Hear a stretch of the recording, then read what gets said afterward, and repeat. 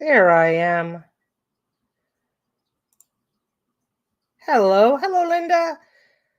I am just still clicking buttons and figuring out where I'm at. Okay, that can go over there. Let us see. Well, that's not the one I want to see. Well, actually, it is. Okay. And how is everybody this fine and lovely Friday, end of the day, end of the week? Did I set that up right? It's set up right. It's set up right. Okay. As far as I can tell, I've got everything set up properly. And we're good to go. The heck? Okay.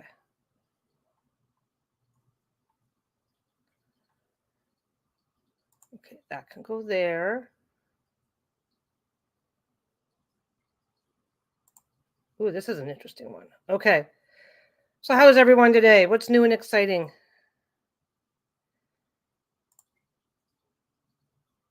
I didn't do a lot to get ready for this because it's kind of a generic topic. I mean, we can deep dive into specific ghost stories. Well, if we end up deep diving into a couple of ghost stories a day, that'll be fine. But if we you know, basically today my intention is to talk about what is a ghost. What is a ghost? What Ooh, fixing supper. Oh yeah, I forgot about that. It's 2 o'clock here, and it's like 5 o'clock for a lot of you guys, if you're out on the East Coast. Oh, you're quite welcome, Tammy.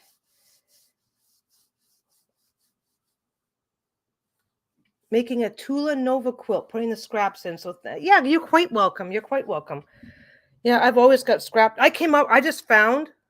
I don't know if you can see it. That little basket right there. I just found that little basket like 2 days ago. It's full of stuff that I started to work on it for something. And then got distracted with a bunch of something. Once I get it out, I'll remember what it's all for, but it's all fabric that I started working on and getting all sorted out for something. And then I had to put it away for some reason. And then it got put in the back to be protected and get away from everything else. So then I just pulled it out. I was like, oh, what's that? I pulled it out and it's like, oh, that's a project. And I need to figure out which one it was. Yeah, so today we're just talking about ghosts and what am I doing? So what I want to talk about today is what is a ghost? Because we have that thing. For some people, ghosts are very, very different. Like, hi Joan. When you say a ghost, some people think everybody has their own slightly different take on what a ghost is, what it means, whether they're good or evil, that sort of thing. So it's like let's talk about that first. And then we'll just go from there, or we'll just talk about something else completely different. And don't forget at some point I'm going to want suggestions for next week's topic. I'm hoping to do one of these every Friday. I'm hoping to do one of these videos every Friday, and we can pick topics on just about anything. Oh, and check out what I got. A dragon scale helm. Lisa got. I think their pictures already on the Facebook group, on Lisa's Supportive Tarot Facebook group. But yeah, Discordia, Karen. She's Karen in the group, and Discordia on YouTube. Had a mood and made us each a hat. We still have enough cold days that I'm going to be using it. It is very warm. It is very warm, and it is very comfortable, and it is perfect because we never think to keep enough of the right kind of hats. And check it out. The little strings, they come off. If you decide you don't want them, you can just take them right off. They're looped on, and the end of the strings are hearts. I have no idea how she did that. I would love that. I would love to know how to do that. It's all crochet. The whole hat is I'm holding it in front of the wrong key. You know what I'm doing? I'm holding it in front of the screen. It's like, look, because I can see the screen instead of going, look, there's the camera. Anyway, it's just they're so cute. Such a cute hat. I wanted to show it off because I can do that shit. It's my channel. I can do whatever I want. But anyway, hi Joan. So So what we are talking about today is ghosts, and let's find out if we all think of it kind of the same way. Let's find out if we're all kind of on the same page. Is plural? Who knows, right? And like I said, we can pick, like there's like, well, the Amityville Horror is probably the most famous. I guess it's not all that famous anymore. Back in my day when I was still young, it was like one of the most famous ghost stories. I can't even remember the details of it now. But yeah, we can talk about specific stories, but basically let us start with the conversation that almost every single culture in the world has their idea on ghosts and spirits and that sort of thing, and they have their own. Most of them are very similar. We're not going to be jumping into a whole huge ton of surprises as to what people do and don't think of ghosts and stuff like that. I don't think we're going to be too surprised. Most of the beliefs are similar, and most of the beliefs kind of match what we in modern society think, that sort of thing. So we're gonna do that. We're gonna get started like right this second. I've already spent like 10 minutes wasting time showing off my hat. I like my hat, but anyway. So even primitive cultures have ghosts, they have spirits, they have entities. A lot of, like, in South American culture, they have special ceremonies and whatnot just to scare them away so they can't come and wreak havoc on the villages and stuff like that. And for the most part, a lot of them believe that they are evil, which I think if something scares the hell out of you, it's evil. It's that simple. That's how people do that, right? But anyway, so what is a ghost? And I actually went and looked up. I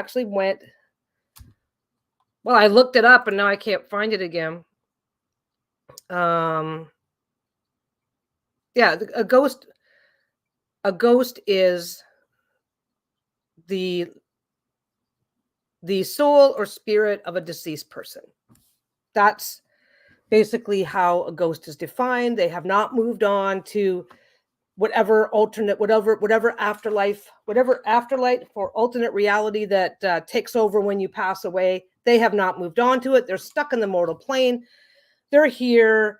They're visiting us. They are harassing us. They are good. They are evil. And that's just, I don't know. It's kind of interesting when you go ghost. It's like you just kind of stop and you stutter and you go, well, it's a dead person. It's somebody it's their ghost. It's their. So one of the first things I want to show you is this. This is not up on the camera yet. So this is a clay tablet depicting that. On the left, you can see the tablet. On the right, you can see where they've actually gone in and drawn over the lines that they can tell. And this is apparently a male ghost being led back to the afterlife. So the male ghost in the back, he's got his hands tied. He's being led by somebody else. He's obviously not going willingly because his hands are tied. He's being dragged along. This is from Babylonia, so 3,500 years old. It's a 3,500-year-old depiction of a ghost being taken to the afterlife. Yeah, you know what? Okay, I believe that when you pass away, there is a part of us that is eternal. And can that part of us that is eternal, in the right circumstances, continue to interact in some way, shape, or form with the living? And that's what I think a ghost is. I don't think a ghost is some spiritual. I don't know how to describe it. There's some beliefs that a ghost is an entity that is not derived from a human being, not a person's soul or spirit or whatever you want to think of it, and that they are their own thing. They are like in video game lore, you would they'd be the undead. They'd be I've seen a few things. Once I saw a very clear apparition at work at a hospital. You know what? Hospitals are rumored to have, almost every hospital that I've ever heard of has some sort of a ghost story. has some sort of a ghost story around it. I think that, like I said, I think that our spirit, our soul, it's almost like our spirit or our soul is what inhabits the body. And like when you get into a car, right?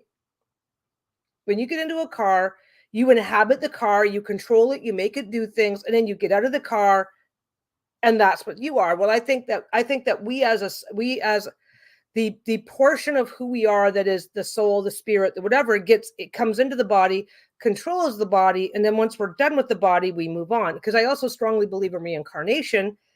So we are returned back to whatever exists in between lives, and then choose the next life. And so for me personally, I believe ghosts are people that have passed and they are resisting. They've got some unfinished business.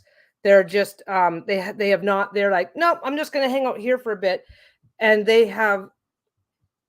can by accident or intentionally be kind of hang around afterwards. And some ghost stories are, oh, this ghost has been haunting this castle for hundreds of years. So I think that in between lives, there's opportunities or accidents where you are kind of left behind for a while until you eventually move on and get back into the great cycle. But that's where I believe ghosts come from. And I think that their ability to interact, and I believe their ability to interact and impact the human world is very much related to individual experience, related to whether or not the people that are experiencing them are able to. There's a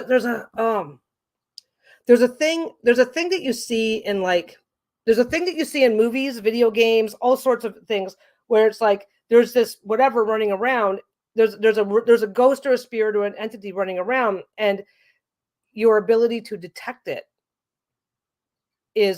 plays a major part in how much it can or can't affect you. Like if a ghost is able to go woo and make this thing move, yeah, everybody's going to notice it. But if something is happening and it's a little bit like somebody, like, a spirit is whispering a message in your ear, but if you're not willing or able to perceive that, it's just not going to happen. And maybe the hair on the back of your neck is going to stand up, or maybe you're going to feel a little chilly breeze, but you're not actually going to be able to like interact or whatever. So I do think that there's an element of the sensitivity or ability to sense of the people around will determine how strong or weak a spirit, a ghost can be. Does that make sense? I mean, it doesn't have to make sense. That's what makes sense to me. I'd love to hear what you guys think, either in the comment, either now or in the comments below. Yeah, my late mom believed in ghosts, but it was never afraid of them. She said it was a living that you have to be careful about. Yeah, Joan B says our building has strange happenings occasionally in several different departments. My aunt and uncle were twins. My Aunt Mary and my Uncle Larry were twins. Mary and Larry. And when my Uncle Larry passed away, my Aunt Mary said that she saw him. He was in the hospital. He had kidney disease. He was in the hospital. And she said that he was standing at the foot of her bed. She woke up and he said goodbye. And then I forget the whole story. I forget if there was more to the story. I was just a kid, so this was told to me by other people. But he said, like, it's time for me to go. Goodbye. And then he just disappeared. And she knew right then. She got up out of bed, middle of the night, and called somebody. I guess maybe her mom or something, and said he's gone. And a couple minutes later, the phone call came in. So, I think they can. I had experience with my brother in a dream, and what he said, which I did not know at the time, was true. At the time was true. Yeah. See, I think that what I think is really interesting. I mean, if you're like, you ever hear the term head in the sand, right? So if you have your head in the sand about this sort of stuff, then even no matter how blatantly things are happening around you, you're just going to go, oh, I just have something in my eye. Oh, that's just the neighbor making a weird noise. Oh, that's some kids coming down the hall. That's a weird sound from outside. So I think I think that, yeah, I think that it's possible to, I think it's possible. I think the spirit lives on after death. I think it's possible for that spirit to impact the material plane for a while. And sometimes that's a really long time. But I think a lot of people have seen and heard shit that they just shrug it off as a coincidence or something like that and don't think about it. I've come into the room here. I swear to God, we've got a little poltergeist that comes around because I've left the room, come back, and my cup, like my coffee cup or whatever, has been like moved someplace completely different. And it's like, I never moved that cup. Why is it sitting over there? Right. And it's like whatever's going around, either I'm getting senile or whatever's going on is completely harmless. So I don't think too much about it. I don't give it too much. I don't think too much about it one way or the other because I don't want to freak myself out. And I don't want to freak myself out. So there's that. So anyway, let us look at the actual definition. There's actually a definition. Ghost, an apparition of a dead person which is believed to appear or become manifest to the living, typically in a nebulous image. So that's it. That's ghost. It even says it. You can even click a button. So in folklore, a ghost is the soul or spirit of a dead person or non-human animal that is believed to be able to appear to the living. In ghost lore, that's cool that there's a word for it now. Descriptions of ghosts vary wildly from an invisible presence to translucence to barely visible wispy spaces to realistic life forms. So there's the a disembodied soul is what they're saying. Now, I also think there was a case. You know what? I should have done some research because I'm just remembering it now. There was a case where there was poltergeist activity in a home, in a wherever. There was a case where there was poltergeist activity reported, and this is something else. And people were seeing like shadowy images and things were getting moved around and stuff like that. And I forget just when this was. This was like from like the 1800s or so. It was like, you're not going to set up cameras and catch anything happening. And what they discovered that was the daughter, the little girl in the house was about 10 or 11 years old. When she was sleeping was when this would happen. They removed her from the house. I don't know if they moved or they didn't like just throw her out into the streets, but they said when the daughter was not in the house, this didn't happen. But when the daughter was in the house, it happened. And when the daughter was like, they moved to a different house. And after a while, it started again at the new house. And every time the daughter was there, so I do think that some people, telekinesis, I think some people have certain latent abilities. I do believe in it. I think there are people that have some latent abilities that lets them interact with things. And if that was to happen, especially in an area where like Uri Geller and all those there's two Yuris, Yuri Gagarin and Uri Geller. One's an astronaut and the other one's a the bendy spoon guy, and I forget which is which now. So I think that's also possible. I think that we as a species have psychic abilities that only shows up once in a while in some people. And I think when it shows up, people get really confused really fast and gets it confused with all sorts of things. So that's a possibility. That's a possibility to explain some of it, but what you cannot explain all of it that way. You cannot explain all of it that way because okay. The 13 Ghosts of the Tower of London. Has anybody heard of those? Anybody heard of those guys? This is Tower of London was a prison. Okay. So lots of executions taking place. We're talking like, Guy Fawkes, 1605. Anne Boleyn, that's from the time of Henry VIII. Henry VI, he was murdered at the altar in the King's private chapel in 1471. Henry's ghost is believed to haunt the Wakefield Tower, appearing at the stroke of midnight. The ghost of a bear, as Sir Walter Raleigh.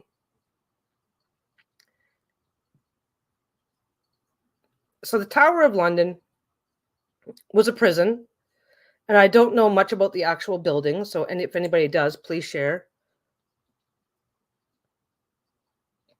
Yeah, I remember feeling, I don't know why I'm reading it. I remember feeling my cat jumping on my bed, turn around and fall asleep on my bed a week after she died. It was very peaceful. Yeah, see, I think that anything that has a soul, I think almost everything has a soul, can leave, can interact after that.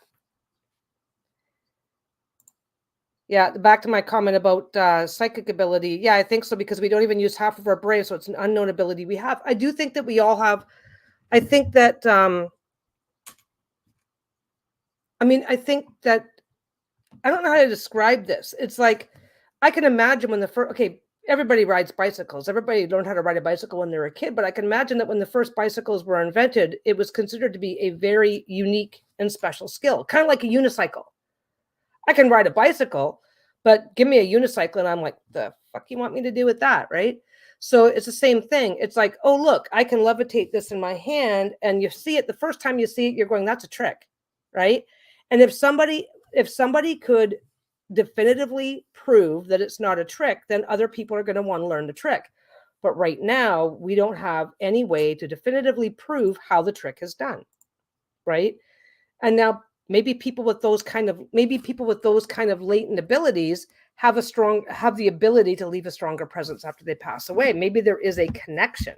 Now that could be a thing. But anyway, so I do believe that some ghost encounters are the result of people with unknown, unaware, psychic type abilities that are impacting things around them. And of course, it's easier to say, oh, it's weirdly, it's easier to say, oh, I think it's a ghost, than, oh, I think Peggy is psychic and just accidentally doing this stuff. Hi, Trisha. And don't forget, if you guys have any thoughts, or, treat this like a chat room. Don't be afraid to treat this like a chat room, because we're all here to have a good time. So don't think that it has to be one-sided. I said that all fucked up. You guys know what I mean. Anyway, so the big long circular explanation is, I do think ghosts are real. I think that they can have a surprisingly strong impact on the living world and all that stuff. But I also do think that we are more psychic as a society, as a species, than we think we are. And sometimes that's what we're doing instead. So I do think there's two layers to this, right? I think that there's two layers. I don't think they're incompatible. I really don't. It's like, okay, like I'm riding my bicycle, somebody comes by on their unicycle. It doesn't mean something just went wrong with the world, that somebody's doing something I can't do, right? Whoops, that one. Yeah, the start of the Tower of London was built by William the Conqueror in the 11th century as a fortress. So many deaths in the walls over time. Now, the time and place of death seems to have a very strong impact on ghost activity, especially if the death was traumatic. And I'm pretty sure these executions back in the 11th century were not simple, clean affairs. Yeah, I think there is energy, and they have tested people for some abilities. They have tested people for some abilities and found out that whatever's going on with these people is not within the normal range. I think what it is that it's like I said, the first bicycle, it was probably, the first car, it was probably considered to be like the first few cars that were made. You had to be it's like, nobody thought that cars were for everybody. Nobody thought that bicycles were not a kid's toy for years and years and years. They were something that brave, daring adult young men did. Like, very few women would even get on a bicycle. This is way back. We're talking like the giant front wheel, the mini back wheel, stuff like that. And I think that it's just an ability that I think it's an ability that nobody really believes in, nobody takes seriously, so nobody is developing it, and the few people that have it are not in a position to pass it on. So we just don't have that. We do not have the ability to teach it to ourselves or to each other, and it's going to have to slowly develop over time. 1000% believe in spirits, as myself and many members of my family have experienced. It's like it runs in the family. Yeah, my mom, I don't know what it was, but with my mom, my mother's brother pissed off to Calgary, to Western Canada, and basically pretty much cut ties, whatever. I don't know the whole story there because he wasn't around and she wasn't telling it. And she always knew within a day or so if he was going to call. And he would call, like, literally, he would only call like once every 2 or 3 years. Now, I don't know if that's just my mom being my mom, because she was problematic for other reasons, but I don't know if that was my mom or being my mom. But like the one time she goes, oh, I think Harold's going to call in a few days. Sure enough, he did. And I do think that type of connection has a relationship to things like ghosts and things like that. I think it's okay. I do think it's all connected. So I'm always going to I think it's all connected. So for me, it's really hard to stay exactly on the ghost track when I think that the things that allow a ghost to appear and happen is related to other things. I think it's part of a big wheel, right? But let's get into the Tower of London. Let's get into something. Let's get into something that's more fun. So, am I sharing that tab? No, I'm not sharing that tab. This is all text. There's no photos to share. So yeah, Guy Fawkes was taken to the Tower of London after his part in the plot to assassinate James I at Parliament, 1605. He was subjected to intense torture, likely on the rack. And you can still hear they say you can still hear his screams. Now that is something that's really common.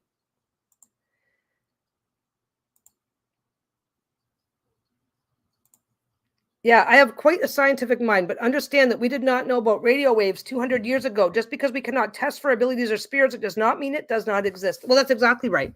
Look at the first guy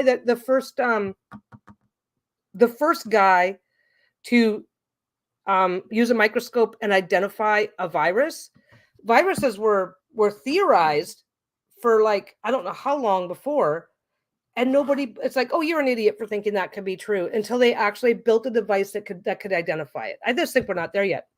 When my uncle had a major accident and lost his leg in Nam, when my uncle had a major accident and lost his leg, me nan knew something was wrong with him straight away. She thought he had died. Technically he did, but was revived. Exactly. I had a really weird, I don't know if it's weird. I had two weird encounters, and I don't know how they're connected. But I know how they're connected. I don't know if it's related to ghosts or not ghosts, but I think the very first thing that you have to recognize that if you're going to believe in ghosts, you have to believe that there's a portion of us that lives on without the body. And the first time this happened to me, our cat was sick. I was a kid. I had no idea that the cat was actually sick. I guess my parents knew or whatever. I was petting the cat, and all of a sudden she was just covered in this black shadow. This black shadow. And within 24 hours, the cat had died. And then that's what mom and dad had told us. It goes, oh, the cat was, hey guys, just so you know, your cat was really sick. And we thought she was going to get better. She didn't. She's gone. And it's like, oh, well, and it's like, oh, then that black shadow makes sense. Because I'm just like a 10-year-old kid. I didn't know any better, right? And then years and years later, my uncle has had a heart attack. He's recovering from his heart attack. We come into the hospital where my cousins and I were going to go visit him in the hospital, right? We walk in and I see a guy sitting in a wheelchair, just because that's what guys do in the hospitals, right? When they're waiting to get out of the hospital. So I see this guy sitting in a wheelchair and went, oh my God, that guy's dead. Because he was covered in a black shadow. It was my uncle. I didn't even recognize him. He looked like a corpse. He looked dead. He died within 24 hours. He had been in the hospital recovering from a heart attack, but then he had a massive heart attack 24 hours. He had been in the hospital for like a week or two at that point. And we were just, he's been in the hospital. He's fine. He'll be getting out of the hospital soon. It's like, he's covered in a black shadow. I'm like, oh my God, he's going to die. And I didn't know. I didn't say anything to anybody. I didn't want to freak anybody out. Right. Which I probably, in hindsight, I should have. But yeah, I walk in and he's got this black shadow on him. And then the black shadow kind of faded. And then it's like, oh my God, that's my Uncle Bob. And he's not dead. It's like, but he's gonna be. And he was. He passed. He went back to his, we visited him. He went back to his room. And a few hours later, he just had a massive heart attack. This was like, well, I'm turning 60 this year. This was back when I was 25. So the monitors and the shit just didn't exist the same way. So yeah, if there was any warning signs that he was about to have a heart attack, nobody picked up on it, right? And so yeah, so now whenever I see the black shadow, it's like, oh fuck. Fuck, what do you do, right? I've only ever kind of seen it a couple times since. I noticed that if I see it on strangers, it's not really as it's. I've never really seen it on anybody that I've been close to since then, but nobody that I've been close to has passed away since then. I've seen it a couple of times lightly on strangers, so it seems like the stronger the connection, the stronger the shadow. But that's a lovely, who wants that skill, right? Oh, hey, can you go through the hospital a day and tell it? It's like, no, I'm not doing that shit, right? Anyway, that's weird. I think we all have something like that happens. I think we all have something weird, and whether or not we recognize the connection or not is what determines what happens, right? But let's get back to the tower. Let's go back to the Tower of London. Actually, these are just telling about the ghost stories. So basically, the Tower of London is really, really simple. Lots and lots of people died there. Torture was a huge part of crime and punishment for centuries, like over 1,000 years in British history, in every history. Let's not just pick on the British. That was every history. So people that are dying extremely traumatic deaths after long periods of torture. Yeah, so there are thousands and thousands and thousands of reports of hearing screaming from the Tower of London. And we're not just talking while there's people around and it could be whatever. We're talking about screams in the middle of the night when it's supposed to be really, really quiet. People screaming, help me, things like that.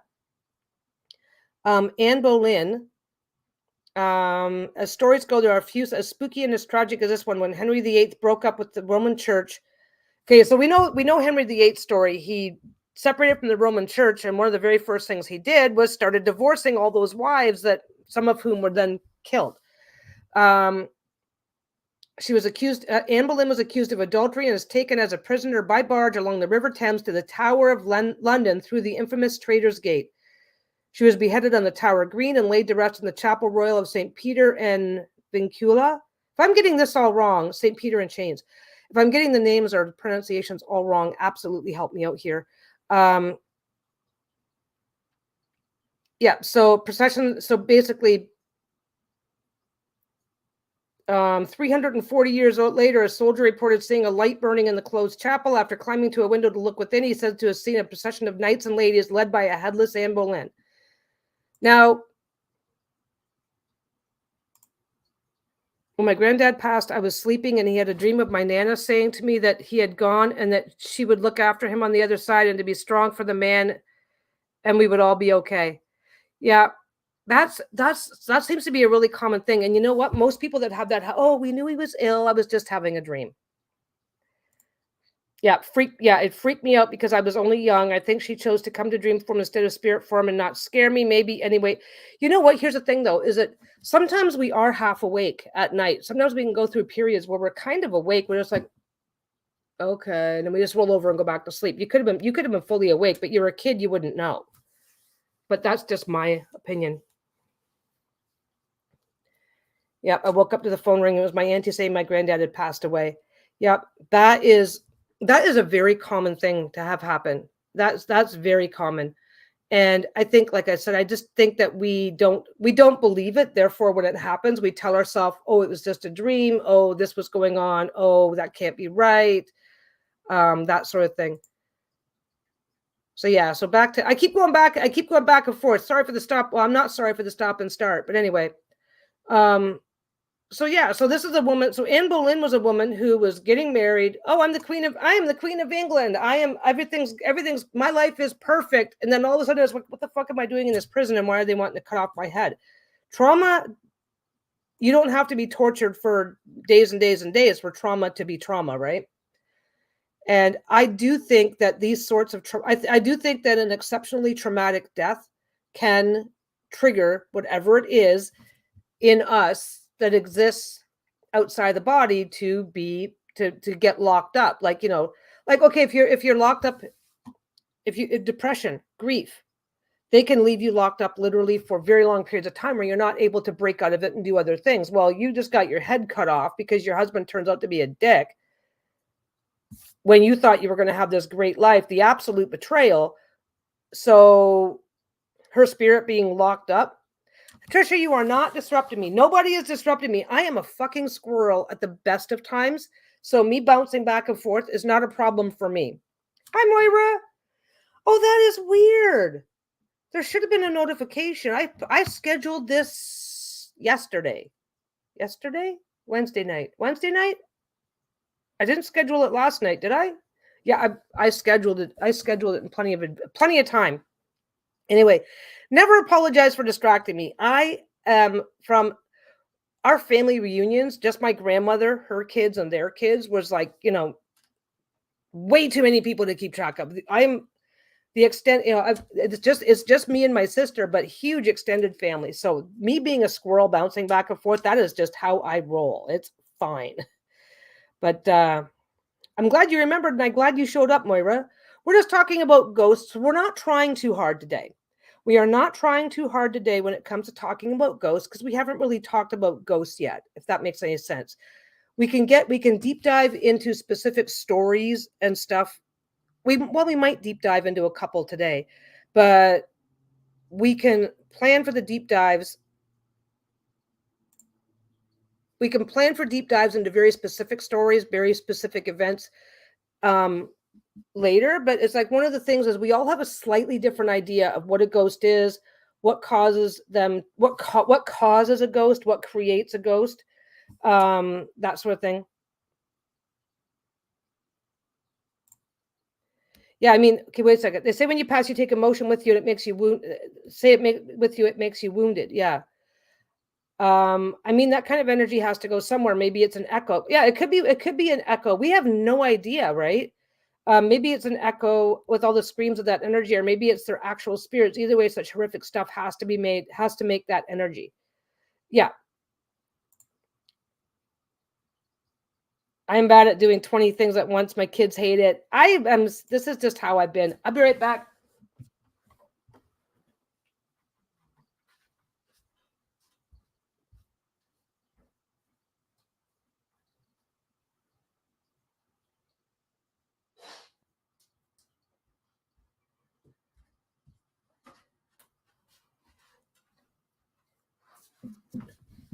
It's getting better, but I still have to do the little nose blowy thing. It's like, I got so for anybody who's dealing with anybody who has or has recently had the most recent brand of COVID. I guess I got what I got was a brand of Omicron.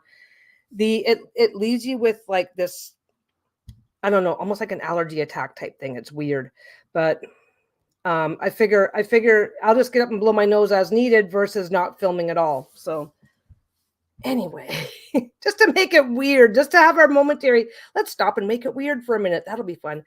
So yeah, basically it seems to be that big, huge, either personal, like, okay, like, I'm not American, guys. So squirrel meets squirrel. Yeah. Oh yeah. The Peggy and Lisa story. Oh yeah. We are so bad for that. We talk over each other all the time and all that sort of shit. We are bad for it.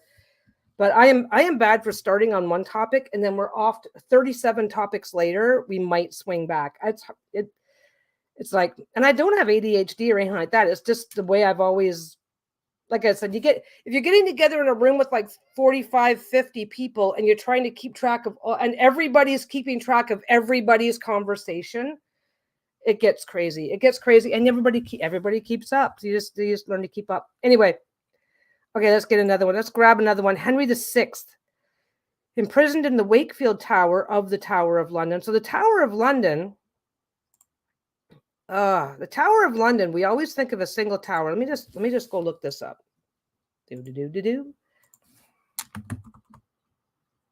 Let me spell tower. Well, couldn't spell tower to save my life.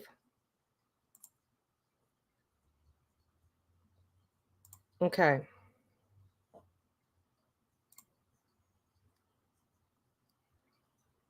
Okay, let's share that tab. That's the Tower of London. So this is where it gets confusing. Yeah, my family is the same, Peggy. The get together is horrendous for outsiders.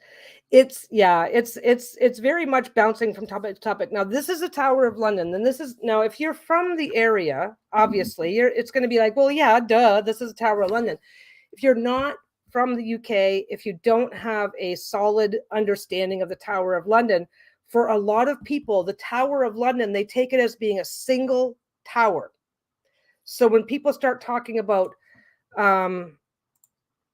what is the Tower of London? Yeah, so in the Wakefield Tower of the Tower of London. So the Tower of London is actually a castle consisting of many towers, and in those many towers, and at one point the site was a prison.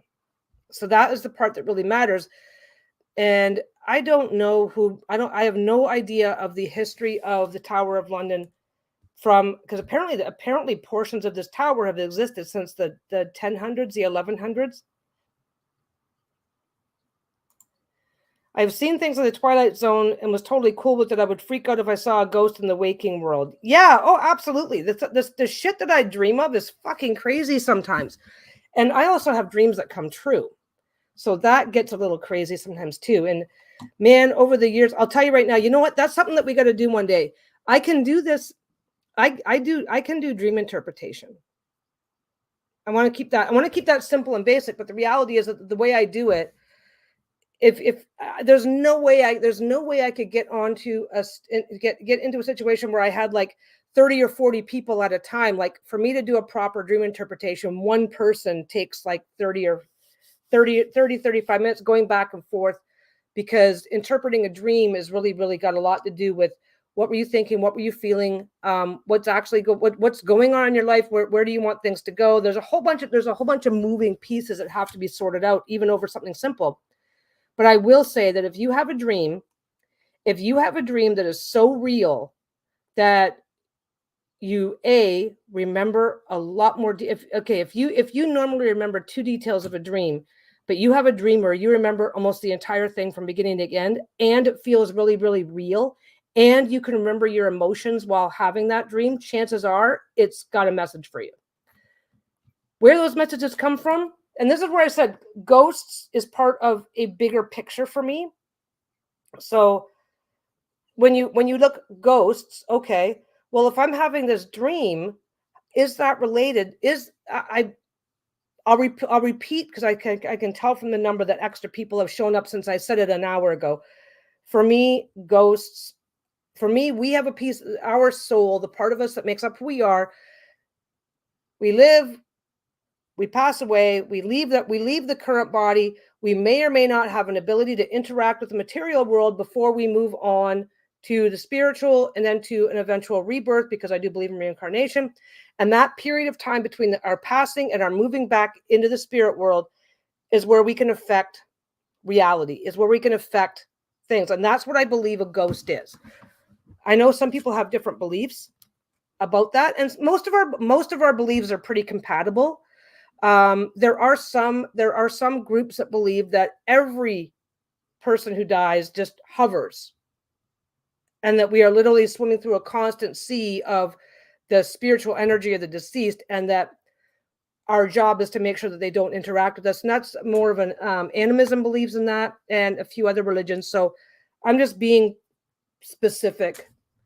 So I think that when we have dreams, that can be us communicating with spirits and energy that are still in the material plane, that haven't necessarily moved on yet for whatever reason. Like, because we have also the idea, don't forget, we have guardian angels, right? What's a guardian angel?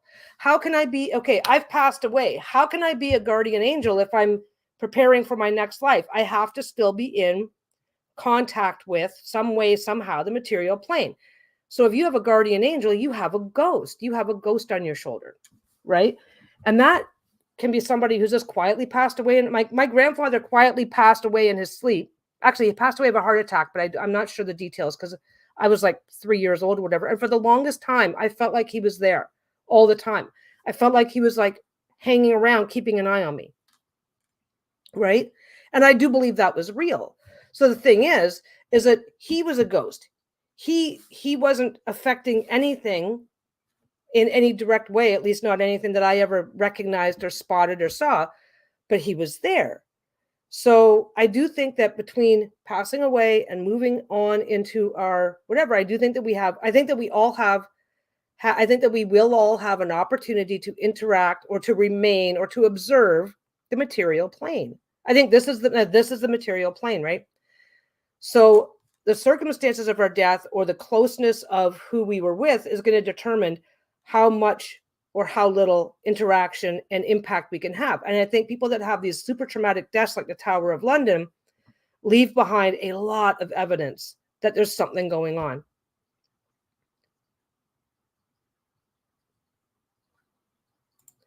Yeah, I was awake. I was awake but falling asleep, i.e., the twilight zone. I saw a woman standing at the foot of my bed and knew that she was either an ancestor or my future self. Made sense of the time, and she could have been both.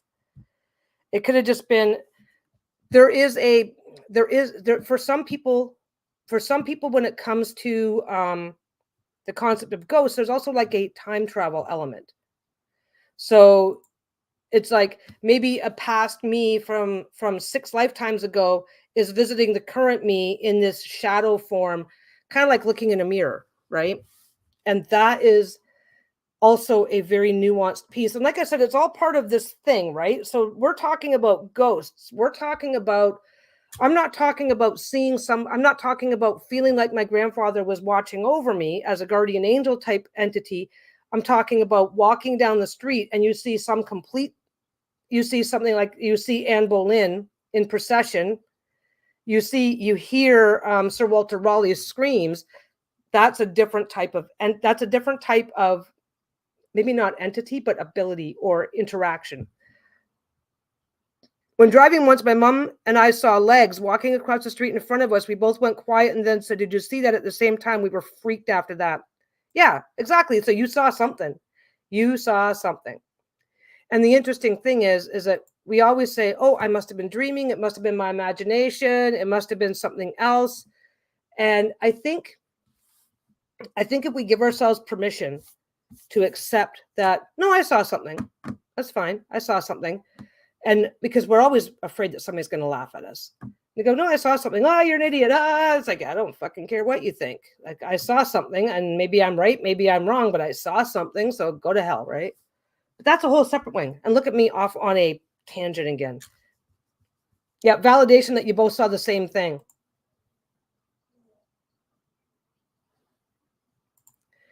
Yeah, people always say they would like to see the things I've seen. I'm always like, no, you really wouldn't. I hate the things I've seen. Yeah. Oh my God, the legs apparition. I just choked on my coleslaw. I would pee my pants if I saw that. Oh yeah, well, that was me, like me seeing black shadows. People are like, oh, I really wish something cool like that would happen. It's like, it is not fucking cool. It is scary as shit. I blame pipes and refrigeration for probably like 25 ghosts. I think ghosts are way more common than we think they are. I think that there's always going to be, yeah, it's scary. It is scary. It can be very scary, and it's cool to talk about, but when you experience something definitively and go, that happened, like, like I saw this shadow and then this guy died, like that's scary ass shit. It takes, I think the reason why we see this so much when we're kids is because we're more open to it, and I really wish that we could start seeing it when we're older, when we're more experienced and accepting is not quite the right word, but when we're more able to handle it. Yeah, I always explain away the unexplained. I wish I would stop that. You know what though? This is back to, like, let's take a big step over here and talk about UFOs for a second, because what happened? Hey Alicia, what happened? Yeah. See, clearly some horrible crash happened there. Exactly. Like, you saw something and you saw it for a reason. But let's take a quick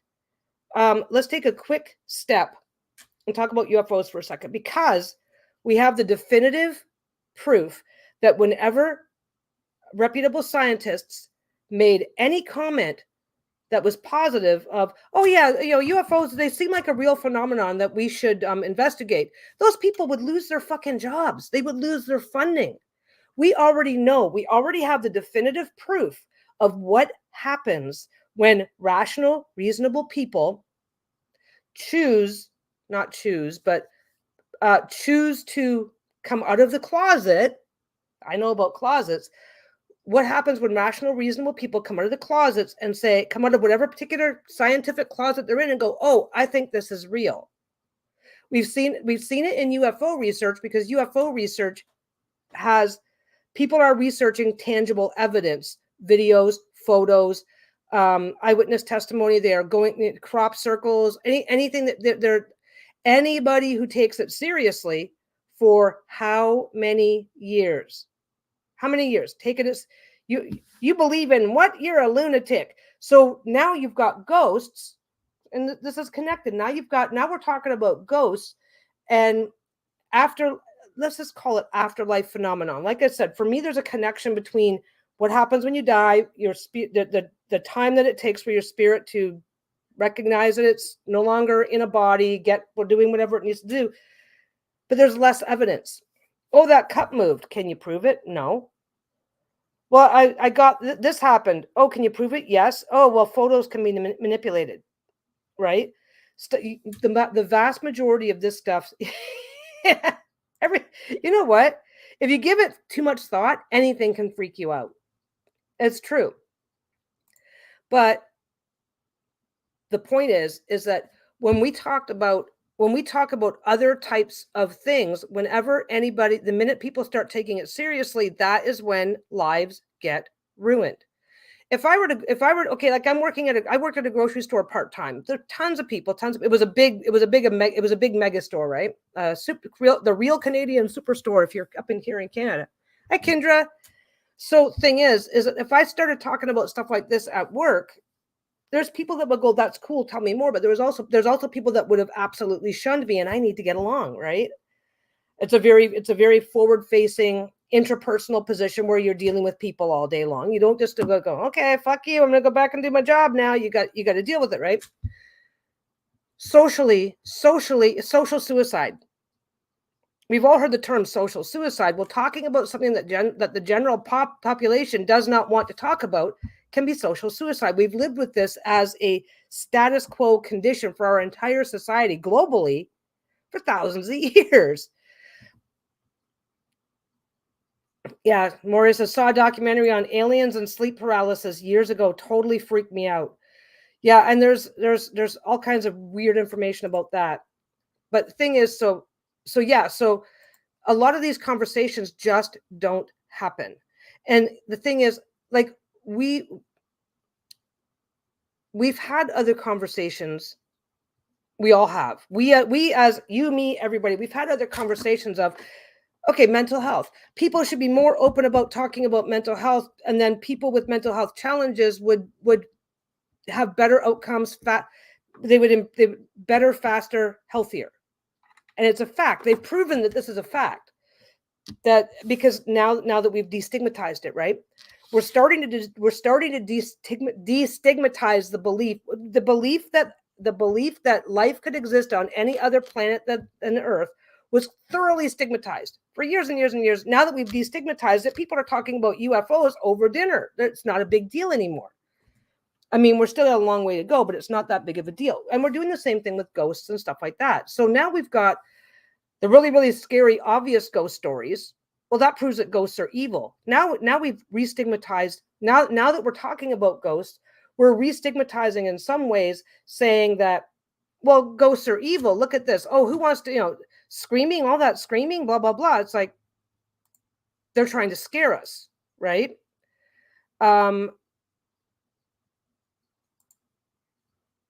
Now I'm kind of losing my train of thought. But the thing is that when we say ghost, we think of Casper the Friendly Ghost, but we also think of the spooky trio that came along with them, where my job is to scare people. And it's like, we don't really look at the in-between stuff. Like if you feel that you have a guardian angel, that angel is a ghost. For most people, their guardian angel, for most people that feel they have a guardian angel, they feel that it is the energy or the entity of a deceased relative, parent, grandparent, whatever. Well, that's their ghost. If that is real, and we can say if as part of the conversation, if that's real and if that's what's really going on, then you have a ghost. You have a ghost looking out for you. So there must be, so let's apply some logic. This is where I get on my high horse. Let's apply some logic. So the scary, really obvious Amityville horror type ghost stories is one extreme. I always talk about this scale, right? So this is the stuff that scares the shit out of people over here. Sir Walter Raleigh screaming in the tower, Amityville horror, this sort of thing. And then you get over here with guardian angels and stuff like that. Well, they can all be the same. Just like a regular human being. Some people are murderers. Some people are just the most wonderful, awesome people you're ever going to meet in your life. So that's a thing. And that is something I strongly believe in, which makes the ghost stories interesting. But I don't think that that's the entire story. That's kind of what I'm getting at. Yeah, I don't know. Lady Jane Grey became queen after the death of King Edward VI, son of King Henry VIII. She's known as the English queen with the shortest reign, a mere 9 days. Edward named Lady Jane Grey as his heir in his last will over his half-sister Mary. Ah, yes. A pawn in royal power games. They were executed on the infamous Tower Green in 1554. The white figure of Jane is said to haunt the battlements of the Tower of London to this day. Tower of London is probably considered one of the most, it's the best example. It's probably considered, hi, Tales from the Tombstone. Tower of London is considered to be, Tower of London to me is one of the best examples of haunting, of ghosts. But what's really interesting to me, it's one of the most obvious, because I think until we start to identify and accept the obvious, which is the scariest, we're not ever going to unpack anything else. You know what I mean? Post-death as a ghost. We should be more compassionate to ghosts. Well, here's the thing. It's like,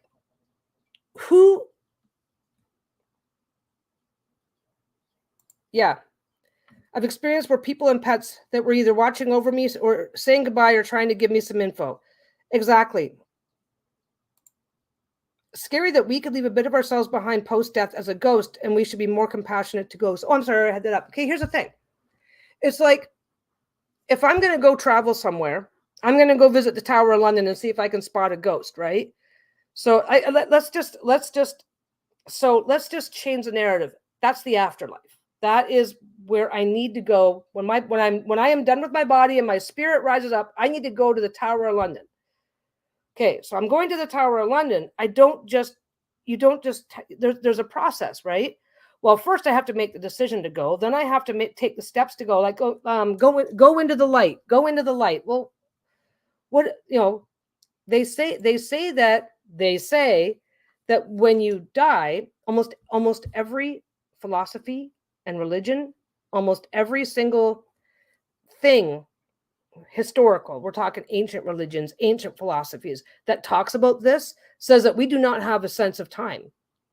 So hanging around in the mortal plane for a couple of 1,000 years probably doesn't feel like any time, right? But I do think that we can leave a bit of ourselves behind. I think it might be 1 second to us, and it might be 200 years to the people we're leaving behind. So has anyone ever seen a ghost on a haunted walk? I think people say they have because it's cool to say you have, but I don't know if that many people actually have.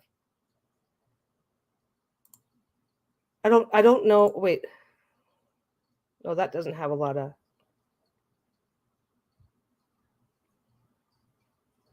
Sorry, I'm just double checking. I made a conscious decision that I was not going to look up a whole shit ton of stuff and as if I was preparing for a lecture, because I wanted it to be more free flowing. So, but I think if you're already being tortured, do you even know that you're dead yet? Right? We do not know how this works. Nobody knows how this works. Nobody has come back and said, oh, I died. They cremated my body. This happened. But we have had people that have come back. We have had kids that have said, we should talk about reincarnation. We should do reincarnation soon. Because there are kids around the world is, oh, I used to be this. And then they would give the entire life story of a person that they couldn't possibly have had any knowledge of. And when the family finally has enough of this kid, oh my God, will you stop? Let me look this up. Oh shit, this guy is real. This person is real. This situation is real. And I think that's also related. Like I said, the spirit is eternal and we reincarnate. So taking a small,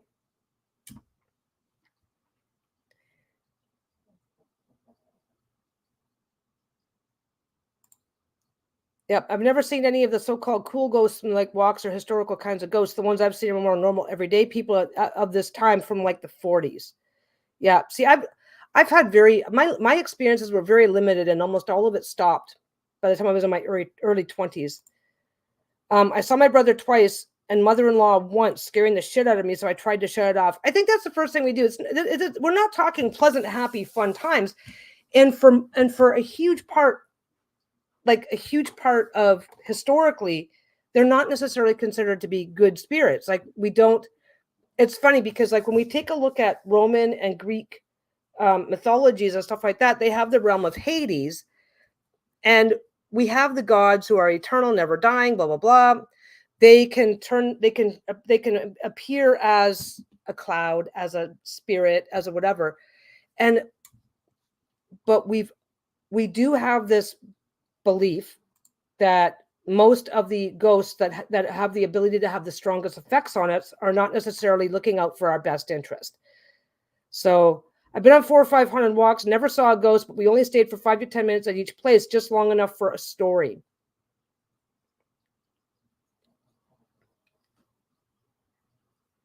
Yeah, shadow and black figures are scary. Yeah, yep. See, that's the thing. Now I wish I could turn it back on. I wish, you know what, now that I am older, more mature, and more able to handle stuff like that, I think it'd be really cool to turn it back on. But I don't know that, how do you do that, right? How do you turn that back on? Why do some people see and others don't? Do you think that we see only what we are able to handle seeing? Now, I think there's two answers to that. Because there have been plenty, okay, like let's go back to the Tower of London.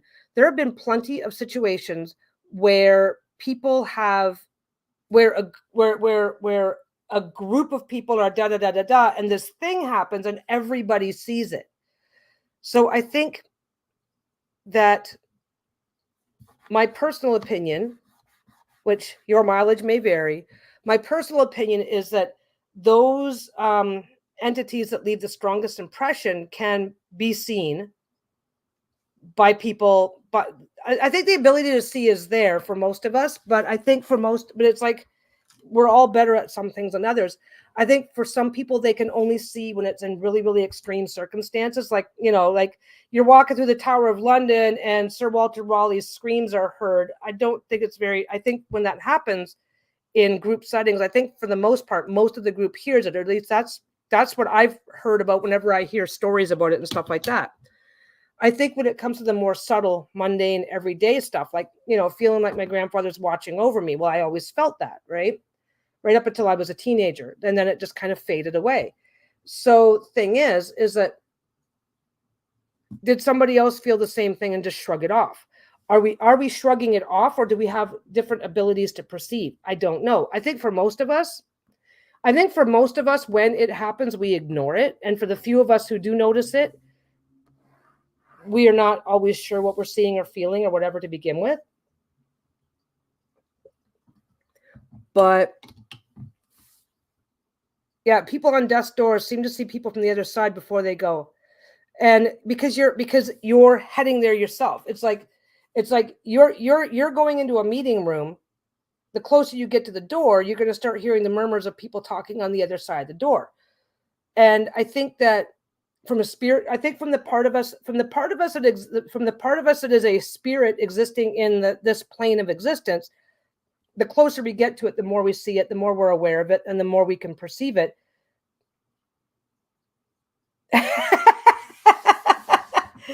Gail had to do a double take. She read meditation helps and thought it said medication helps. Maybe your grandfather himself had moved on by that time when you stopped feeling his presence. I think I personally believe that that's exactly what happened. I believe that it's like, okay, well, I hung out with you for as long as I could. Time for me to take care of me now. You can see you soon. But like I said, there's people that are into mediumship, people that have had more detailed experiences, and historical. You go back, Elysium. Greeks had the Elysian fields, right? And they said the priests and whatnot say that when you pass over and go to Elysia, you don't feel the passage of time. So it's like if the part of you that is a spirit does not feel the passage of time, if the only reason why we're feeling the passage of time is because we're currently inhabiting a physical body, then there is absolutely no reason for us not to hang out for, which was to us just a few seconds, and to everybody we leave behind could be hundreds and hundreds of years. There's no reason for that not to be a thing. There's no reason. So it makes sense. That's my opinion. That's my take on it. Now this one here, is it still up? This is just all text after this.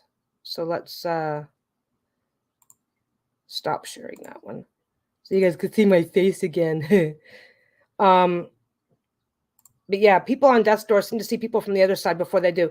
And there's people that have talked about, like, people that have like, oh, I died and came back. Those people, it's like, oh yeah, I remember blah. I remember it going black. Then I remember these people waiting for me, and I talked to them for a bit. Stuff like that. There was something mentioned in this article.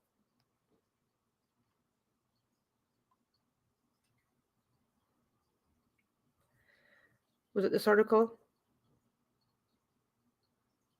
Yeah, there was a whole school of specialist magic, which was to appease ghosts and to send them back where they belong without any further trouble. This is 3,500 years ago in Babylonia. Okay, Babylonia is just before the Egyptians?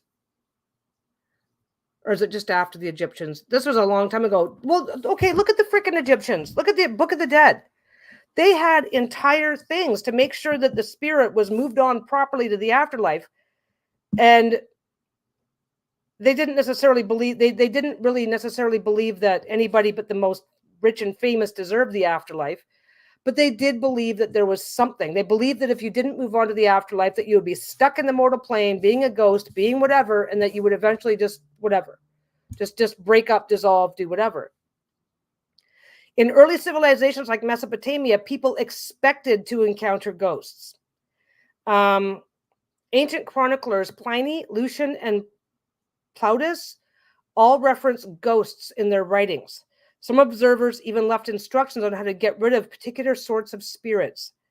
Yeah, the Babylon tablet, which was that photo, focuses specifically on removing an older male ghost by having a young woman lead him to the underworld. It's obviously a male ghost, and he's miserable. You can't help but imagine what happened before. Oh God, Uncle Henry's back. Maybe Uncle Henry lost 3 wives. Something that everybody knew was that they would have to get rid of the old bugger. What the fuck is this? Okay, somebody is making up an example and it's not making sense to me, so I'm going to skip it.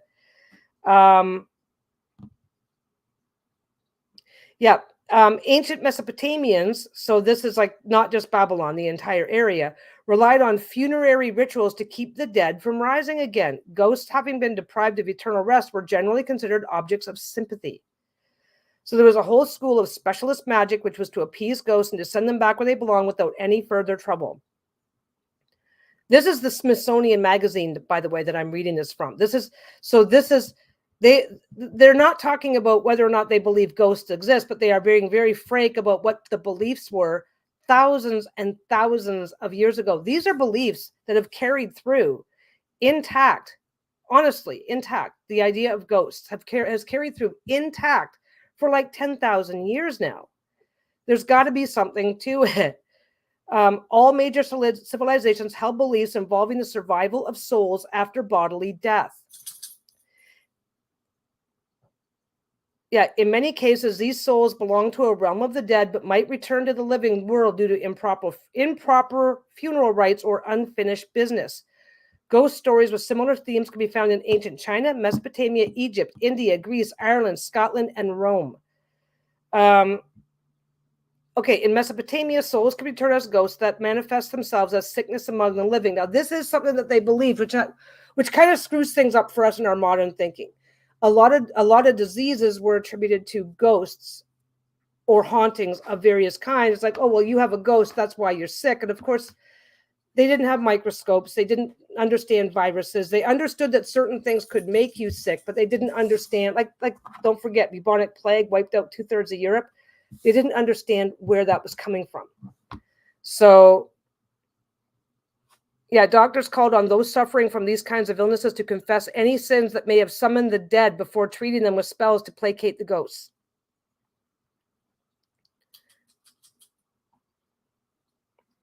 So that's something else that we've got. We've also got, let me just catch up on the chat now, but we've also got this idea. So the idea of ghosts, people reporting seeing ghosts, people reporting ghostly encounters and all kinds of shit revolving ghosts, people that they recognize. Oh, like we talk about, like some of you guys have talked about, oh, I saw my grandmother, I saw this person, I saw that person. This has been going on for 10,000 years. There's got to be something to it. Unfortunately, we also add the superstitious belief that ghosts cause diseases, ghosts do this, ghosts do that, because you're combining this thing that they experienced with this thing that they didn't understand, because they couldn't see viruses. They knew that dirty water could make you sick. They knew that eating spoiled meat could make you sick. They knew about the causes of some illnesses, but like just look what we went through with the plague for the last 4 years. If something like that swept through your community for out of no warning, no anything, you're not going to understand where it comes from. So if somebody saw a ghost just last week because they felt there was a reason why that ghost came into town, they're going to causation, correlation. They're going to. So we have that to unpack as well, right?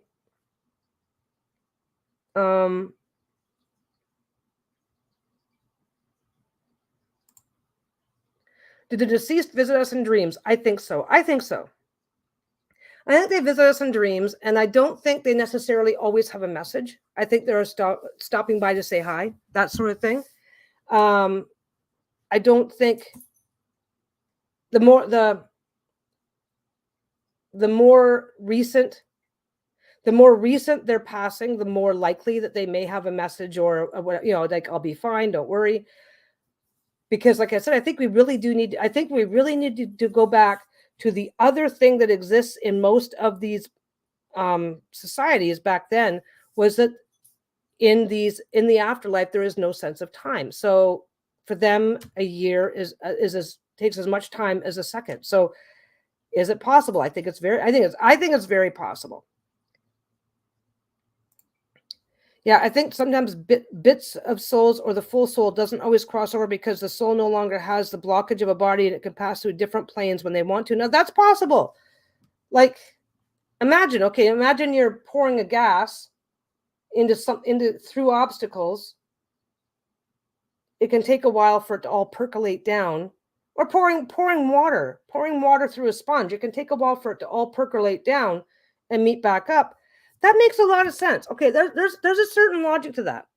Okay, so I pass away. I have to percolate through a sponge to get to the next stage, the next step, to get back in line to get reincarnated. Whatever it is that I need to do, can bits and pieces be left behind, and I'm just waiting for it to all catch up? Well, if you're living an existence that has no sense of time, for you it's an instant. For your perception, it's an instantaneous process, but for those little bits and pieces left behind, you can still have your impact. There's a logic to that. That makes sense. That makes sense. I think I like that idea. I think I like that.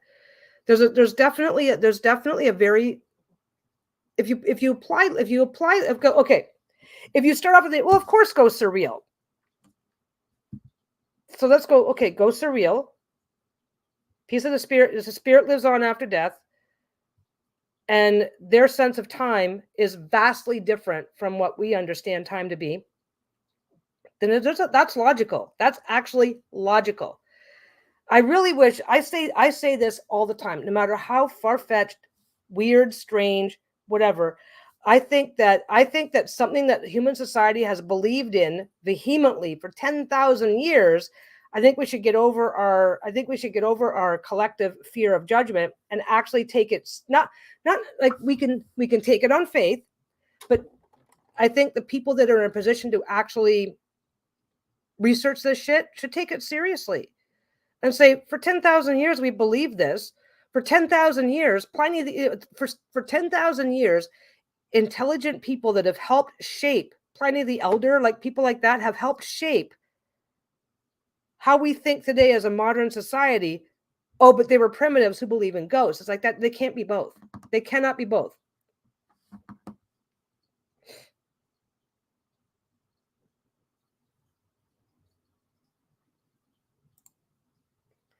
I distinguish between a dream about my mother from a dream in which I receive a visitation from my mother. In those dreams, it's almost a lucid dream and I know she is dead. So, those dreams are the ones you want to journal. The dreams that seem the most real to you, okay, the dreams that seem the most real and relevant to you, especially if you really, really, really remember them. And what you want to journal is what happened in the dream? What was I thinking and feeling before and after? Like, did you go to bed thinking about any particular thing? Did you wake up thinking about any particular thing? Like, oh, I really, really remember this dream, but it's weird because when I woke up, I was thinking about this other thing that was going on. So that, is the dream related? Is that, because sometimes you might dream about something over here, but it's actually related to something over here. It gets really weird, but I don't know how to describe it because I just do it. I don't know how, and I don't know why. I've always been able to interpret dreams, like always. It's like a little gift or something. I don't know, but yeah. But you want to. What were the events of the dream? What? Yeah, she made it very clear that she wanted me to get a particular piece of her embroidery out of storage. Yep. So thing is that what else is in storage in that area? Is there something else that you have to get through to get to that storage? Is there something? Does that embroidery have a particular meaning for you? How did that make you feel? So you're like, okay, so she wants me to get this particular piece of embroidery out of storage. Was this something she did for herself? Was this something for somebody else? If she wants you to get a particular piece of embroidery out of storage that she had originally made for, say, one of your siblings, then it could be a hint that you should check in with that sibling. And maybe they've got something going on that they need your help with, or that make sure that they're okay. I think I will do a stream on dream interpretation. The problem is, like I said, it takes quite. I would not be able to, if I were to actually interpret dreams, I would not be able to like do more than one or two people. Embroidery of a Canadian flag on a hot air balloon. And you're in Canada, right? Just to double check. Some people do things for.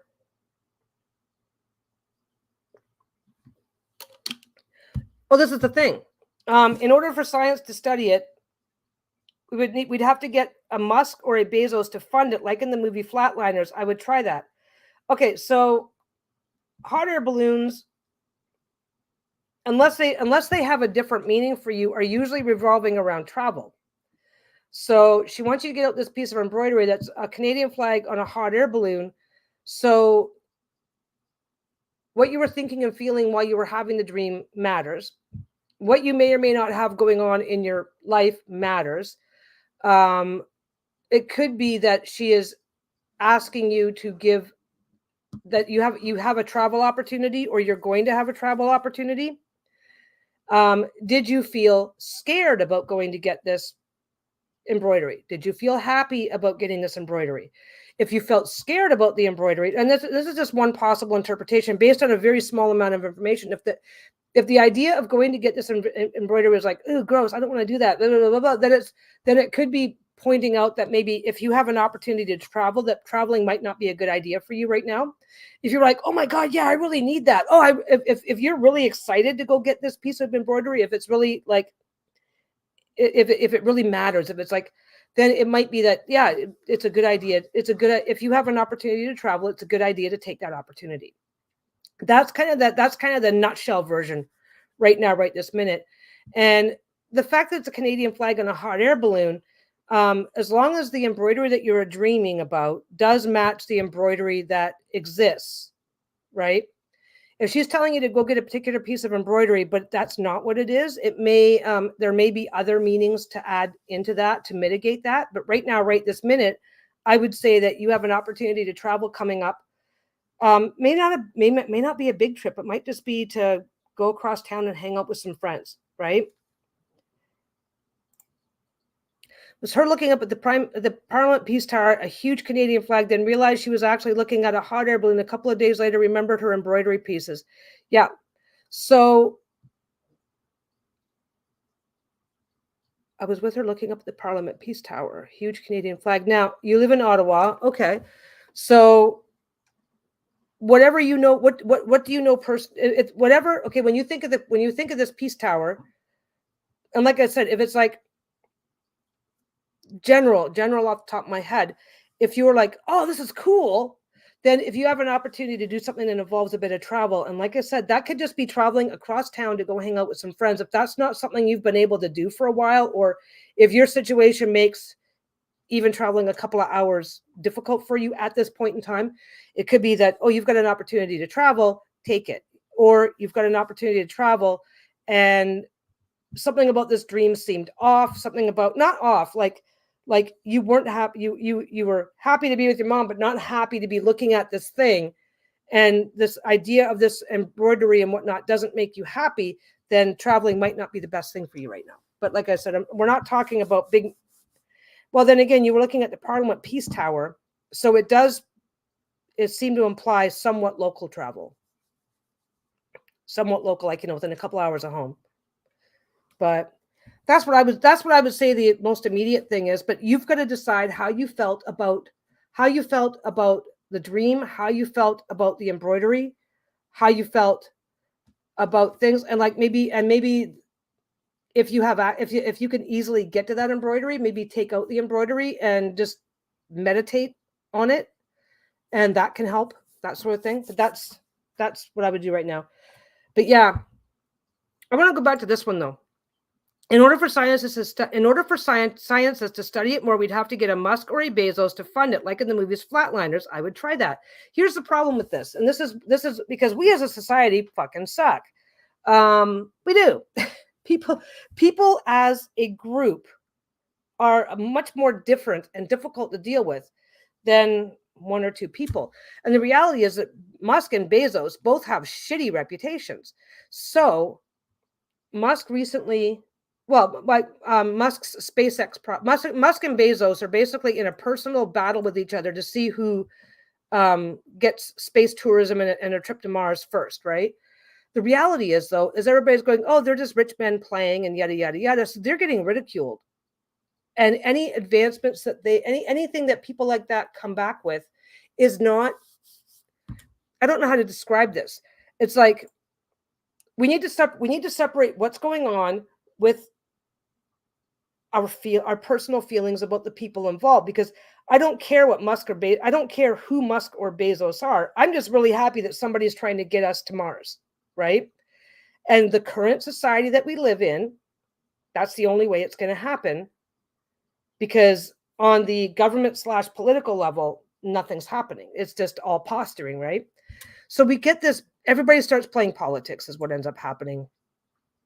And then when stuff does happen, nobody wants to believe it. Nobody wants to support it. Everybody wants to shit on it because they get all hung up on all kinds of shit that doesn't matter. And what we need is that's what we're going to end up. That's what we're going to end up getting, because we don't have the popular/political support to actually take this shit seriously. Yeah.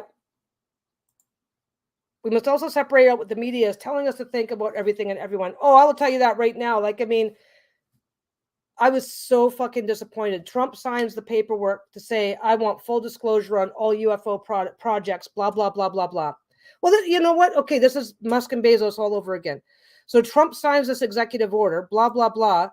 And the media is so pissed off that Trump was the one who signed the order that the media, when all this information started spilling out, and some of the information, we should still be talking about this as mainstream news to this day, barely got news coverage because it would have made Trump look good. It's like, stop playing fucking politics.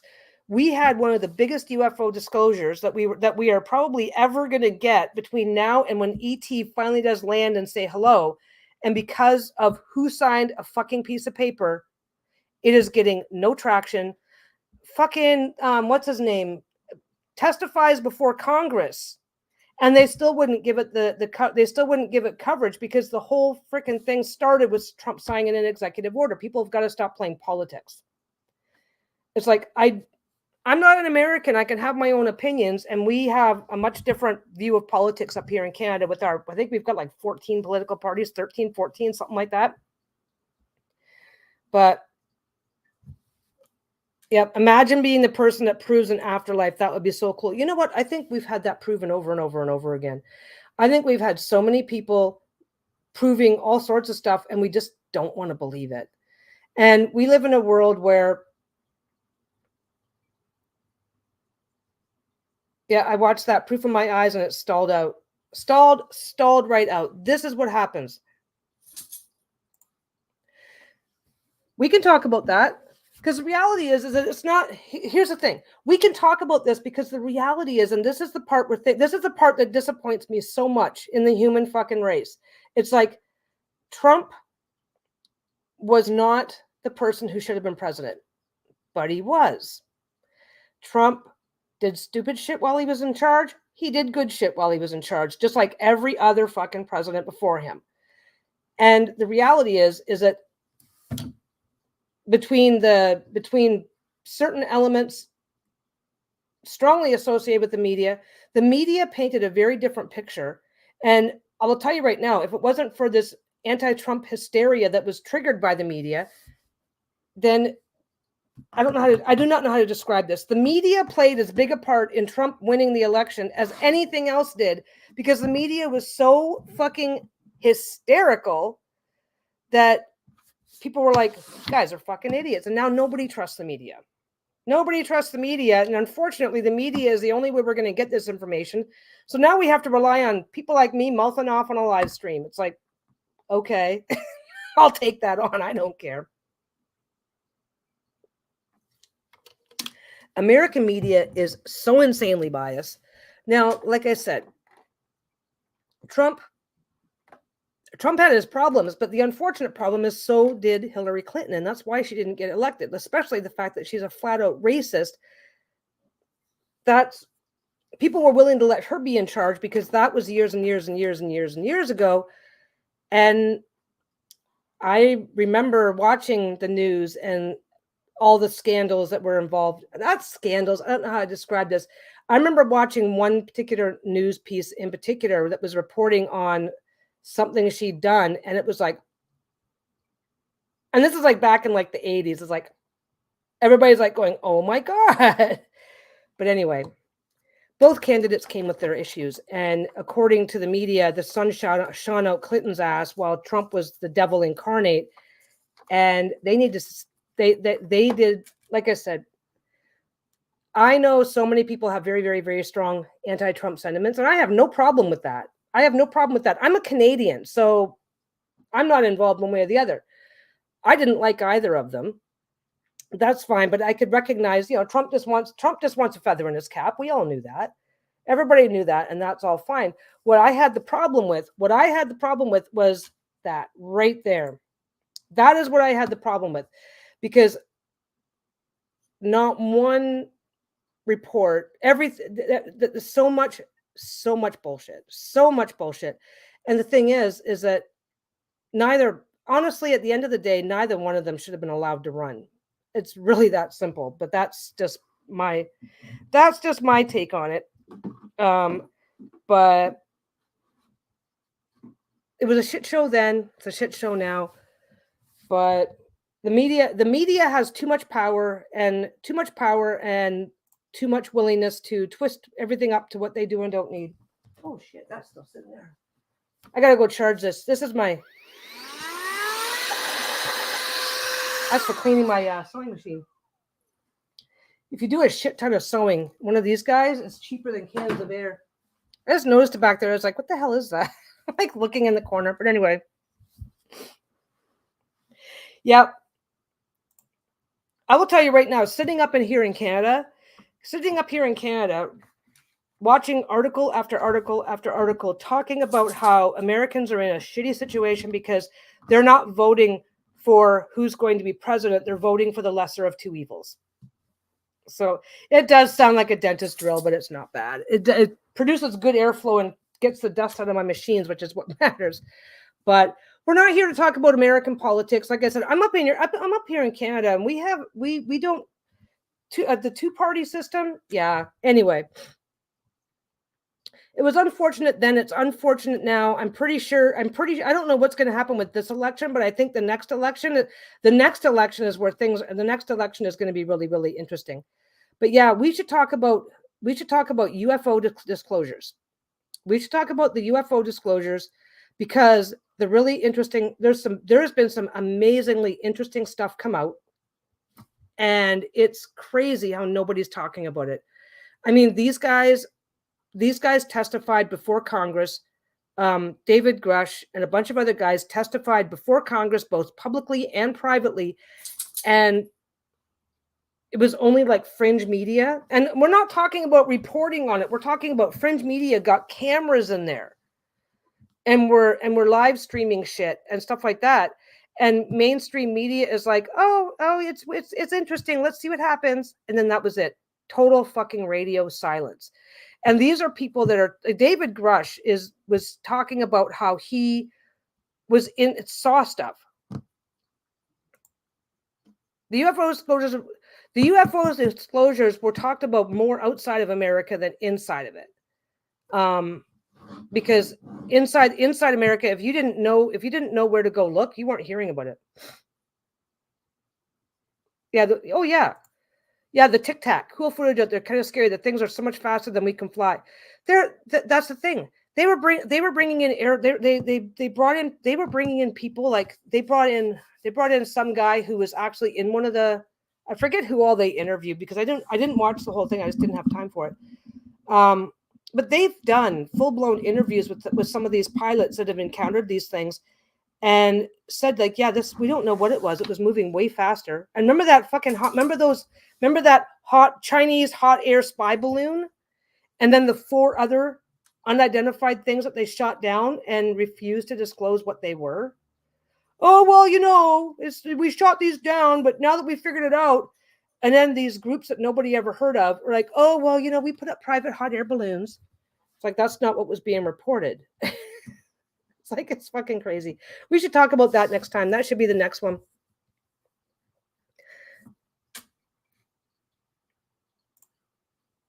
Yeah, lots of U.S. military bigwigs have discussed UFO stuff for years. Netflix had a documentary on it before Trump disclosures. No one cares. Yeah, but you know what? Now that, yeah, no one cared then. No one cared now. And mainstream media doesn't touch this shit.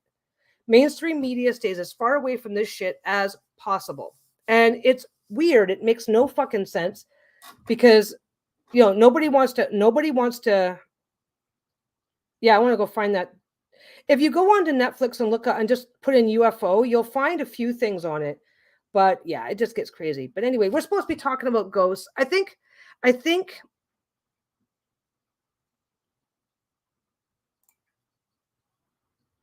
oh, these the USOs. I don't know what a USO is. I've probably heard it, but not heard it as USO. Tell me what a USO is. Tell me what a USO is. No, the funny thing is that mainstream media doesn't want to touch this because they're trying to rebuild their credibility and they don't realize that they've got none left. And it's sad because you know what? When they enter, it doesn't matter which side of the political spectrum that they are talking to. Nobody trusts mainstream media anymore because, oh, unidentified submerged object. Yeah, there's been a bunch of that coming up lately. I've been hearing about that sort of stuff. But no, nobody trusts mainstream media anymore. So now because nobody trusts them, they're afraid to touch on the shit that makes people freak out. That's about the best way to put it. But yeah, we can talk about we can talk about, that means that I'm going to have to actually go spend time watching that shit, but that's okay. We can talk about some of these guys. But I think the Dark Pyramid isn't the Dark Pyramid. Let me just look it up. Okay, so wait. Let's do the thing. We're jumping down rabbit holes, which I've already explained. I'm 1,000% fine with.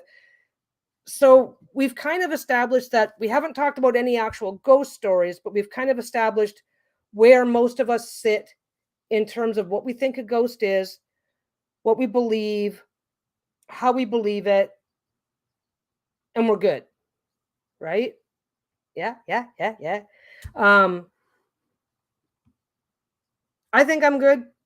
I think I'm good. I think I am good. I think that ghosts are 100% real. I think there is way more ghost stories out there than we think they are, because I think that the more mundane, I saw a loved one in a dream kind of ghost encounters are stuff that we just don't talk about. The smaller scale stuff we just ignore. And we can, yeah. Oh no, I'm going to go down that rabbit hole in just a minute. I just want to make sure that I just want to make sure that we're happy to move on for a few minutes and get some other topics on the table. But because I know some people are here just for ghosts, and if we move on, they want to know that we're moving on instead of hanging out, holding out hope that we're coming back to it. Yeah, the problem with ghosts is us and modernity. I think that's true. I mean, because I think every society that came before us, there's still tons of societies out there now that came, but they believed it. They believed in it. They had ideas and thoughts on how to handle it, what to do about it. My God, even the English in the 1400s believed in ghosts way more than we do now. But yeah, the Dark Pyramid. Now, I've heard a couple of things. Let's go look that up. There is, the Black Pyramid. No, I'm not going to get it right now because there's a pyramid. There's the ruins of a pyramid that there's a ruin. Oh my God, I can't even say it. There's the ruins of a pyramid that's called the Black Pyramid. So it's going to take more than a quick. Beyond the Black Pyramid. First, the Black Pyramid. It's in Alaska.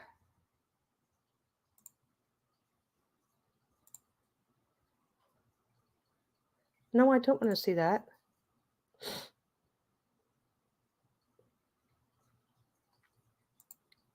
Okay, this one. I think. What? Oh, I got to do it again. Just a second.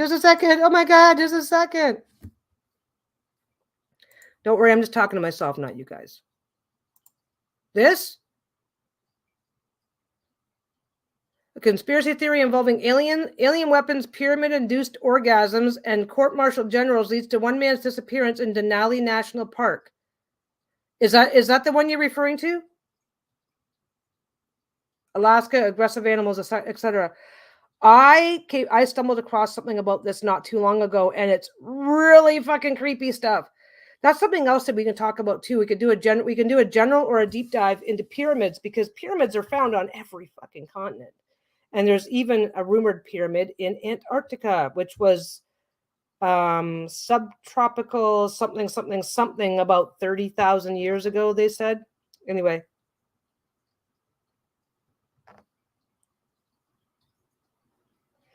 Yeah, there is I just recently started hearing something about this, that there is supposed to be an alien base up in Alaska. And that is where near where that balloon was shot down, that big first Chinese, where that Chinese weather balloon was first spotted, and the Chinese weather balloon was first spotted up there, and then it was shot down somewhere over like off the coast of South Carolina or something like that. But then there was another one of those things was shot down over Alaska. Another one was shot down over Canada, believe it or not. And we let the Americans in to do it, which shouldn't have happened. So that's, we're letting American military aircraft come over onto the Canadian side to shoot down something that they're now saying was just, it was amateur weather guys putting up a small weather balloon of their own that you can buy on Amazon.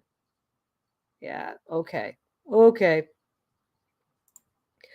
There is rumors of a pyramid underneath Bimini, somewhere underwater near Bimini.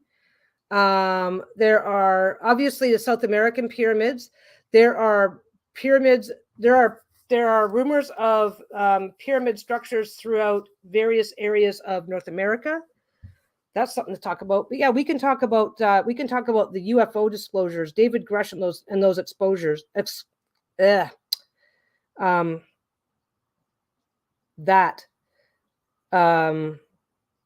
Because now that we've had a basic UFO conversation, we can start deep diving. We can start deep diving on anything. We really can.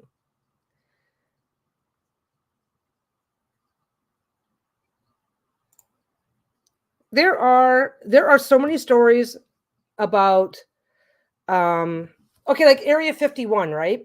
Okay, Area 51. Now back during the Cold War, Area 51 was important. And then Roswell happened. International attention on Area 51. Oh, that's what they took the UFOs. They're doing this, they're doing that, they're doing this, they're doing that. And I was like, I don't think Area 51 is, I think Area 51 is almost completely abandoned. They keep a military presence there to distract the public while they quietly, years and years and years ago, set up Area 52, 53, and 54 further away from prying eyes. That might be what they're doing up in Alaska, so that they can keep doing what they're doing and let the public distract themselves with Area 51. I think if you were to storm Area, did you hear about that? Storm Area 51, and like 1 million people said they were going to go. Nothing happened. It was just all an online prank, basically. But yeah, we're gonna storm Area 51. If there's enough of us, they can't kill us all, and then we'll get there and find out what's going on. And it's like, there's nothing at Area 51. Area 51 is getting so much attention all the time from all the people that the only time something shows up on Area 51 is if they're ready for the public, little trickle truths once in a while to keep the public distracted while whatever the hell is really going on is going on at Cheyenne Mountain, this Black Pyramid, and other areas like this. But we can look into I guess we got to pick a topic, or we got to pick a couple of topics. Put in the comments. Use the comments. What do you want to see next? Because we've had Navy people seeing UFOs leaving from the water and shooting up into the sky, or vice versa. Those reports have been going on for a long time. And now that these ships have cameras on them, they can't pretend it's, now that the sailors are walking around with their cell phones, they can't pretend it's not happening anymore. But it's been going on for a really long time. Really long time. Yeah, Alaska seems like a good place to do it. Land is vast and untouched. Absolutely. You can't, Alaska is a great place for all sorts of black ops that nobody's ever going to learn anything about. Maybe that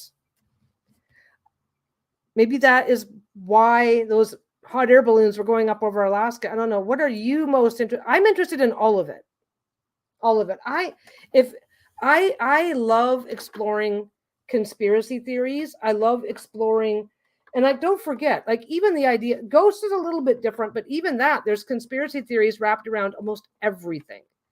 And I love breaking down the conspiracy theories.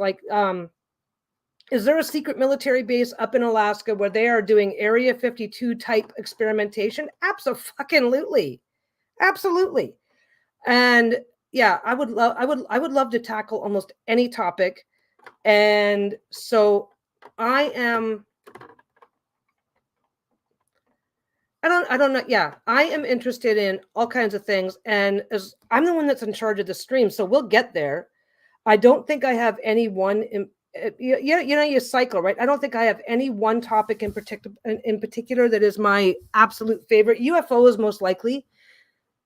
Anything revolving around UFOs or that could have a relationship to UFOs or stuff like that, or UFOs and advanced civilizations are my two most favorite topics, because I think that there has been an advanced civilization on Earth, whether it was okay.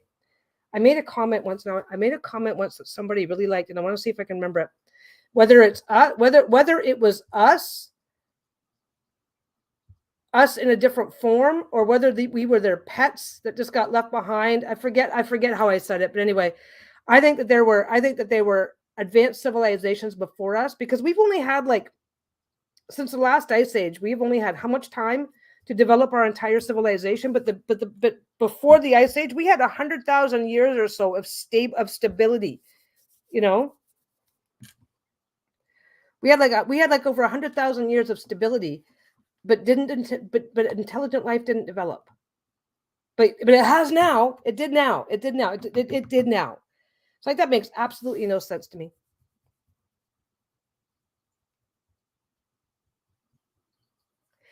Yeah, now they have rumors about the mountain now they have rumors that in the mountain on the end and out in the desert, there's bases you can't go to, lots of secrets around there in UFO, and we have Skinwalker Ranch also. I wouldn't mind doing one on Skinwalker Ranch. I don't know enough about it, but give me an excuse to look into that. Do you think aliens were in Egypt? Okay. I think that every single religion that exists now they give full credit to gods that came from the heavens. They're very specific that they came from the sky, physically came from the sky to help us. Now, did they help us? Did they enslave us? Did they make us their pets? We don't know. Now, we do know that when an advanced civilization, when a group of people that are sufficiently advanced go into an area that is sufficiently not advanced, that the people basically, the Y files. I love the Y files. When a sufficiently advanced society makes contacts with a sufficiently not advanced society, the not advanced society ends up kind of what is the word? Kind of worshiping. Look up the cargo cult. That's a really that is there it is.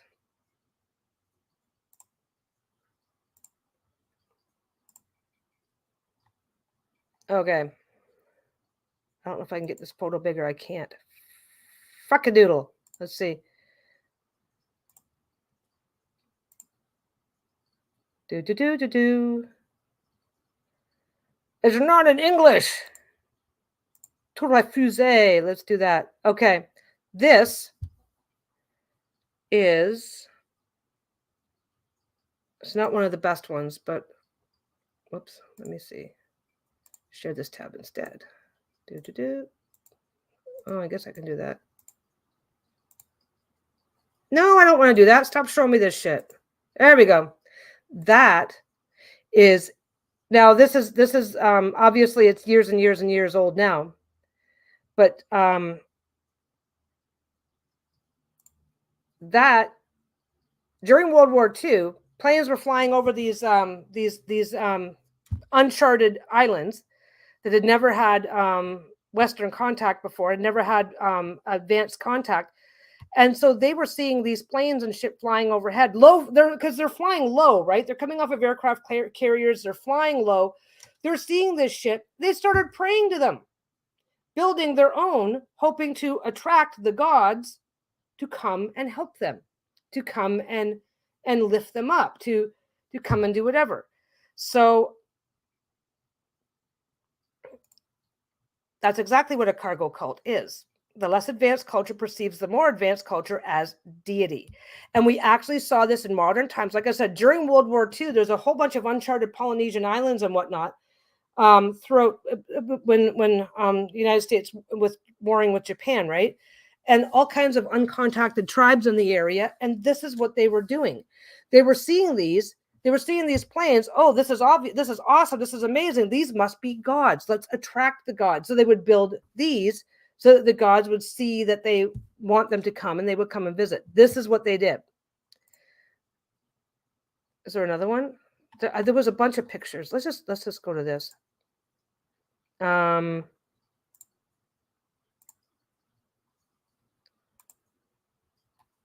Yeah, this is why is not letting me do it? Oh no, wait, I already changed it, right? I keep closing it and I gotta open it back up when I do this. I'm getting used to it. I'm still getting used to this.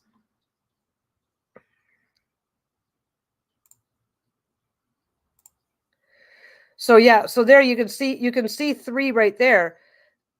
Yeah, these guys. So they are. Oh, I'm pointing at stuff. So basically, what you've got here is you've got these were natives. These were natives living that were actually living on one of these islands where an air base was put in, right? So they're sneaking up. They're imitating what they're seeing as a way because they're seeing how fucking amazing everything looks amazing. It looks magical, right? So they're copying it all. Like just let me just close that. Like yeah, like look at that. They're just copying what they see. This was going on like crazy in World War II. And yeah, I've heard of Skinwalker Ranch. I keep hearing different stuff. Skinwalker Ranch, there's all sorts of theories. There's all sorts of conspiracy theories about Skinwalker Ranch. But yeah, we can do Skinwalker Ranch. But this is what a cargo cult is like. This is what happens when an advanced society meets a less advanced society. And these people, like I said, they got up close, sneaking up through the jungle, looking at the military bases. And this is what they started doing. And they got pictures of them. Now, UFO lands a UFO or an advanced civilization that maybe they were just like okay, look what the cargo cult was. A more advanced human civilization bumps into a less advanced, boom, they're gods. That's what happens. So you're minding your own business and a helicopter or a ship or something pulls up one day and you're seeing all these really advanced people or aliens. It doesn't matter. They don't have to be aliens, but you're seeing this advanced society setting up shop. This is what you're going to do. Because it was very clear from the very, very beginning. It was very, very clear from the very, very beginning of, did I do it right? I did it right that time. It was very, very clear from the beginning of Egyptian society. Well, and they got their society from the Babylonians, who got their society from the Sumerians. Or Sumer, Babylon, or was it? Yeah, Sumer, Babylon. It was very, very clear.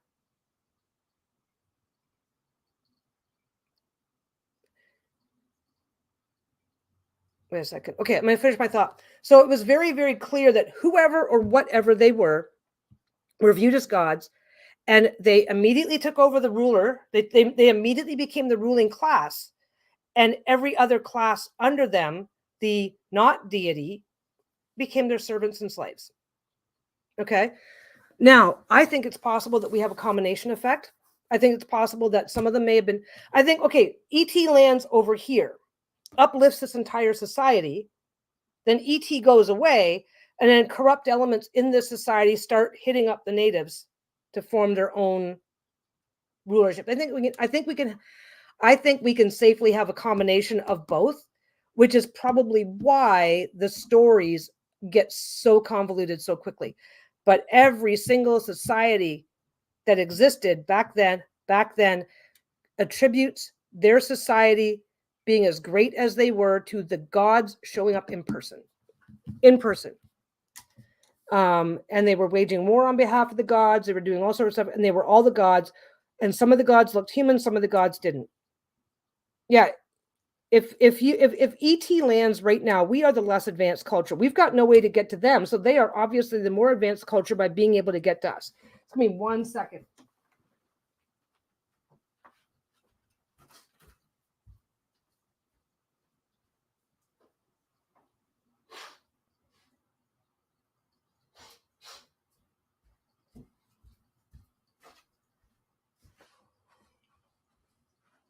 There we go. Ugh.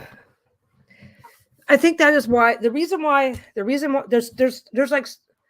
several reasons why we're afraid of UFOs. We are the less advanced culture. We are fucked up beyond belief. Our government can't do anything. None of our world governments, not one world government can do anything for the benefit of the people without engaging in politics, political power plays, period. So ET's going to come down. We're the less advanced culture. And what is our leadership going to do to their own population in order to gain power for those people who are in power? We don't, I mean, at the end of the day, how many of us actually trust our politicians to not engage in a personal power grab at the expense of the people that they're sworn to serve, lead, whatever, right? And yeah, if they're hostile, if they are sufficiently advanced to get from point A to us and decide to be hostile, there's probably fuck all we can do about it. So I still want to meet them anyway. I think if that was the case, I think we would already be a slave race doing whatever, or a meat source, whatever the fuck, right? I think the biggest risk to us is more like the risks of what happened. Other forms of contact have resulted in the native populations being used to fight proxy wars. It happened all over. We already have the histories of what happened when colonial contact was first made in North America, but we also have the histories in some of those areas, because we had, the English, the Spanish, the Portuguese, the French, everybody was here. Everybody was here trying to set something up, and we engaged native populations to fight our wars for us. And that's something else too. That's something else, and that's something that is in every single mythology. Every single mythology, we were fighting wars for our various gods. So anyway,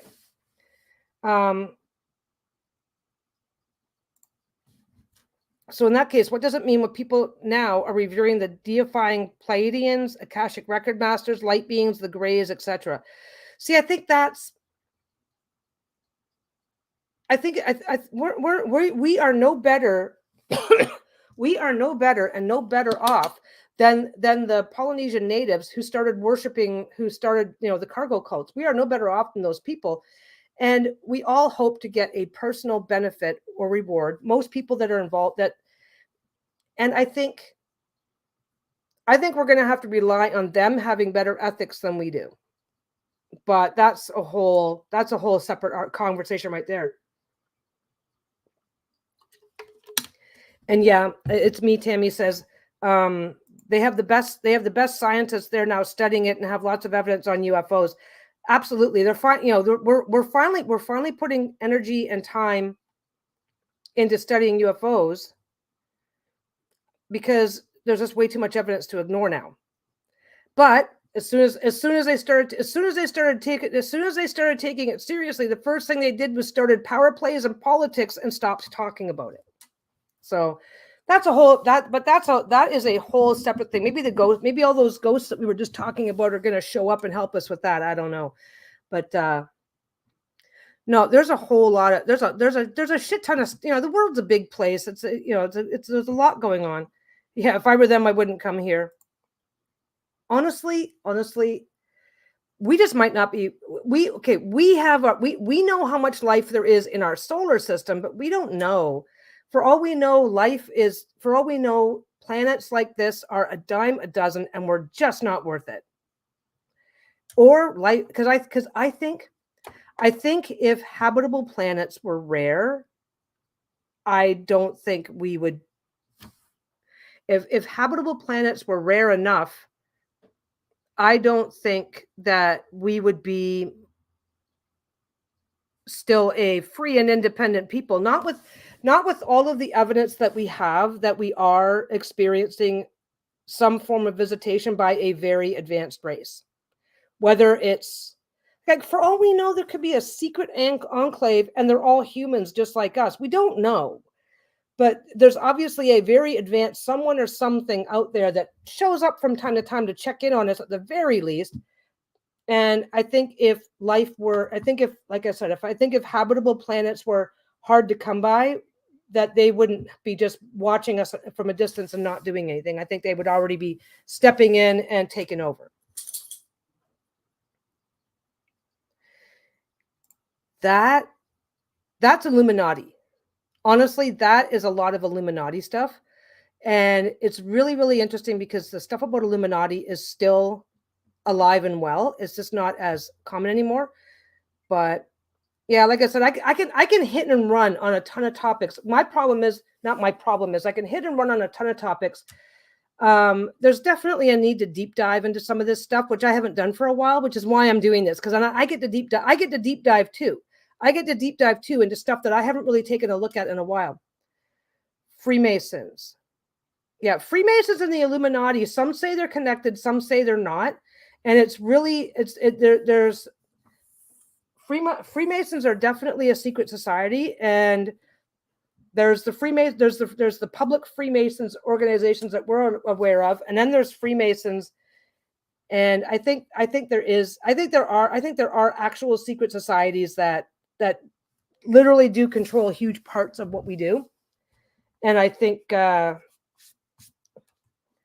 Freemasons controlled in the past. The Knights Templar controlled the Freemasons in the past. So the Knights Templar basically founded the Freemasons, which gave the Freemasons a shit ton of power. From there, kings and royalty were they wanted to become Freemasons. So that basically the Freemasons at their best, the Freemasons in Europe became a private club for the leaders of the time, for the world leaders of the time, to meet in safe, secure locations and discuss things, take care of all their backroom deals. Because don't forget, these were all monarchies. And so you would have your discussions in the throne room, and lots of people can overhear. Spying was common, yada, yada, yada. So all of these guys suddenly getting into Freemasonry gives them a place to actually have private discussions in a time and a place when privacy was never guaranteed. So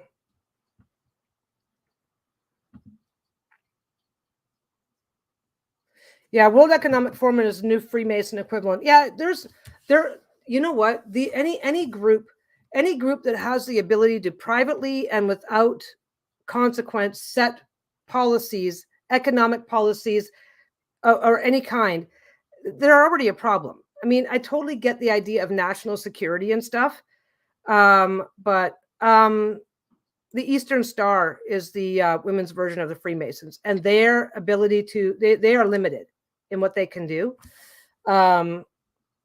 They may some groups may be allowing women to join as Freemasons, but as far as I know, women are World Economic Forum are our overlords. That and it's just fucking crazy. It's crazy.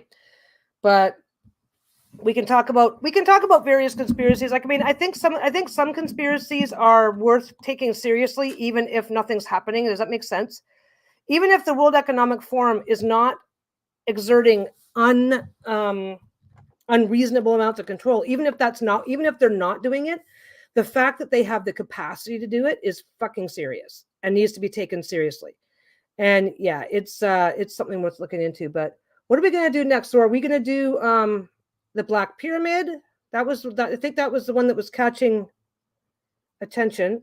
But I'm gonna double check on this chat. I'm gonna come back and double check on this chat later and jot down some of these for future. I think unless there's other issues that I'm not aware of, I think Friday afternoons at 2 my time, because right now it's 4 p.m. my time. I don't know what that means for where you are. I think 2 p.m. my time is probably 2 p.m. my time on a Friday is probably the best time for me to come live, because it's Friday. We're going into the weekend, so I don't have to agonize about what I'm doing on a Friday. Weekends, that Lisa's doing a lot of filming and stuff on the weekends. So because that's when she does a lot of her pre-records. So I usually catch up on work or stay out of the way and let her do her recording. So weekends probably not going to happen. I was thinking about Sundays. I was thinking about maybe something on a Sunday, because Lisa goes live sometimes on Sundays, but by early Sunday afternoon, Lisa's usually got all of her filming done, if she hasn't already. But that I might come in once in a while. This is a good time. Yeah. Random question. Do you think the shadow people are more spirit related or alien related? I think both. I think both. I think you ever heard of a duck blind or decoys, duck decoys? Like, I think that it would make absolutely no sense whatsoever if something's going on, if something is happening and it's working towards your agenda, then you're going to copy it. Does that make sense? And I do think we have a lot of that happening, which is why some of this stuff gets very far-ranging and confusing and whatever. I also think that we have we talk about three-dimensional this, three-dimensional that, but I think there is a fourth, fifth, sixth, 20th, 500. I think there's more than one dimension, and I do think it's possible that somebody in another dimension, like two-dimensional, is a piece of paper. Okay, this is two-dimensional, right? Well, me in the third dimension can just look down and observe it, interact with it. And if something existed, this was really, really, really, really well explained in What the Bleep years and years and years ago. But if something existing in two dimensions does not prevent me from observing it and interacting with it. And so if I think I need some new shirts. These are all getting stretched out, but it gets stuffy back here. So I'm sitting back here in a tank top all the time, but then the narrow straps start. So anyway, so if something exists in two dimensions, you can like poke at it, prod at it. You can do things with it. You can enlighten it by bringing it up and showing it what three dimensions looks like, right? This sort of thing. And I do think that there is a four-dimensional existence, and maybe that's where we go. Maybe that's what death is. Maybe we as a spirit exist in the fourth dimension or even the fifth, and that's how we are able to access. We don't know, right? But there are theories about multi-dimensions. So I think that's possible too. So now I've just added by myself a third possibility. I think that what's that Shakespeare quote? There are stranger things in heaven and earth than are dreamt of in your philosophies. So that's what I think. That's what I think. And I do think these chats are interesting. I want to keep them going. And I don't want to lock down. I don't want to lock myself or anybody down to having to think a certain way. I think in this situation, this could be true. I think Tower of London, I think those are ghosts. Those are ghosts. Those are echoes from the past. I am in Vancouver. Well, I'm actually in a smaller town called Coquitlam, but west coast of Canada. It is 4 p.m., 4:08 my time. I think, no, I don't know how that works. I think when I schedule a live stream, it will show you the time of the live stream in your time. Because it will say like in 6 hours, in this many hours or whatever. I think it does it automatically. But when I'm talking times on here, I'm always talking Vancouver, BC time, West Coast. So there's that. But anyway, it's been 2 hours. I should probably get going. I probably should. I haven't even had my lunch yet. I woke up and I just wasn't hungry. It's like, I'm not hungry. I had a granola bar, but that's not food. But anyway, I will go through this and pick a topic, or maybe just leave a suggestion below, and then just double check and up. When somebody leaves a comment, you can thumbs up their comment. So if somebody leaves a suggestion below and you see a suggestion that you like, just click the thumbs up on it.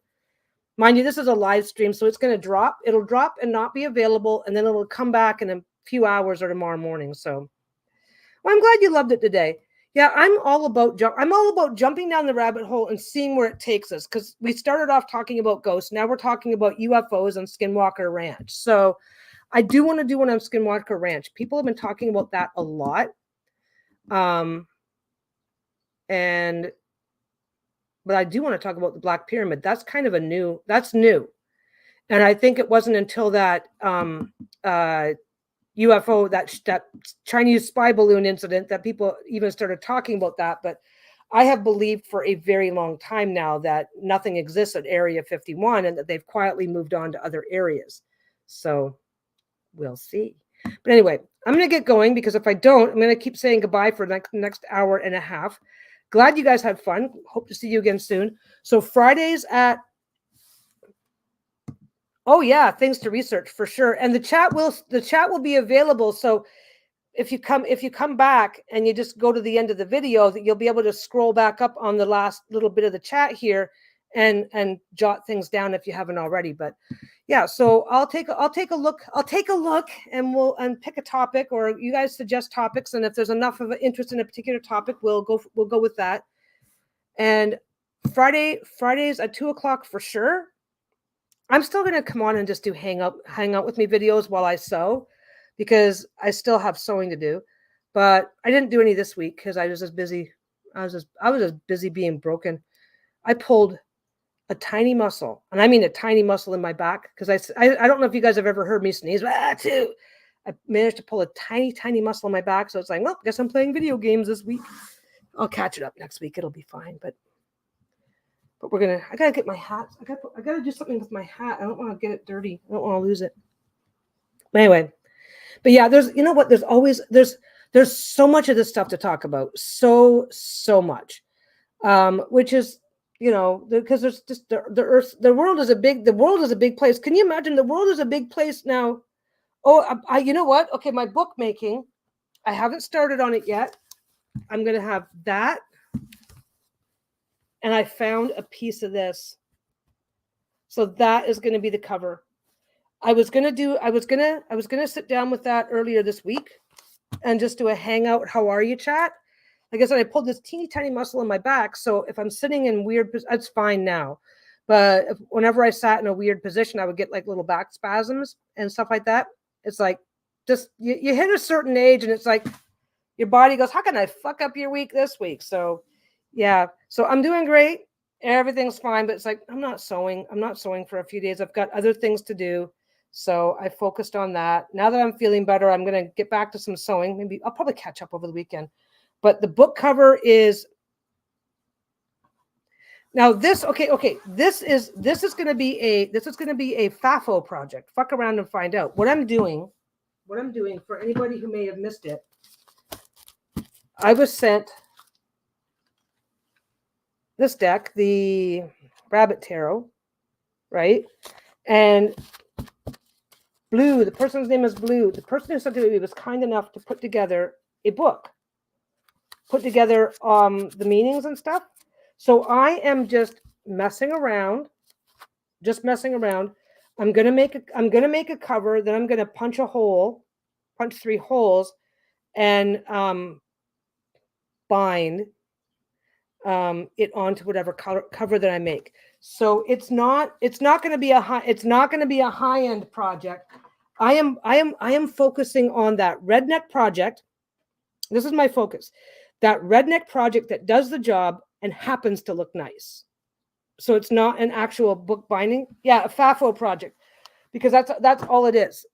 It's a FAFO project, fuck around and find out project, where I am expecting to get a workable thing out of it, but we're keeping the expectations low, very, very low. Because one of the things that you should have is a hole punch that you can then put a ring onto, so you can string it through the ring. And I won't be doing that. I've decided that I'm just going to bore a hole and then use fabric glue, because it'll have the same effect. So it is a FAFO project. I think it'll be nice. I think it'll look nice. I think it'll be fun to make, but it is a FAFO project. So just for anybody who's looking for an actual bookmaking project, this is not going to be the place to look. I'm probably gonna do that. I'm probably gonna do that Monday or Tuesday. Come on live, do it on. Yeah. Oh, I love FAFO projects. They're fun. So I'll probably do that Monday or Tuesday, and we'll go from there. If I do it right, I will be able to punch a darning needle through and not have to like bore a hole, which will be easier on the fabric. But beyond that, that is still coming up. Grommet, that's the word. I don't have any grommets. I'm gonna double check. I don't think I have any grommets. So if I don't have a grommet, oh, but I do have a function on my machine where I can sew. I don't see it. I don't see it right off. Oh, yeah. I have a function on my machine where I can sew, like, so instead of sewing a buttonhole, I can sew a round hole. So I may do that instead and then just punch it out. But I've got I've got fray stop and fabric glue, so I can use one or the other. And because of what I'm doing, and I'm doing it for just my own personal use, I don't have to find out. I mean, I don't have to mess around with that. But if I don't already have grommets, I'm not going to go buy any. That's just the thing. That's just the thing there, right? So if I can find grommets, I'll put in a grommet. If I cannot find a grommet, yeah, see, I could do a button. I could actually do a small buttonhole and get the same effect. But I just haven't decided whether I want to do it yet. I haven't decided which way I want to do it, because just a small poke and fabric glue, if I put the right type of stuff. Yeah, I haven't decided.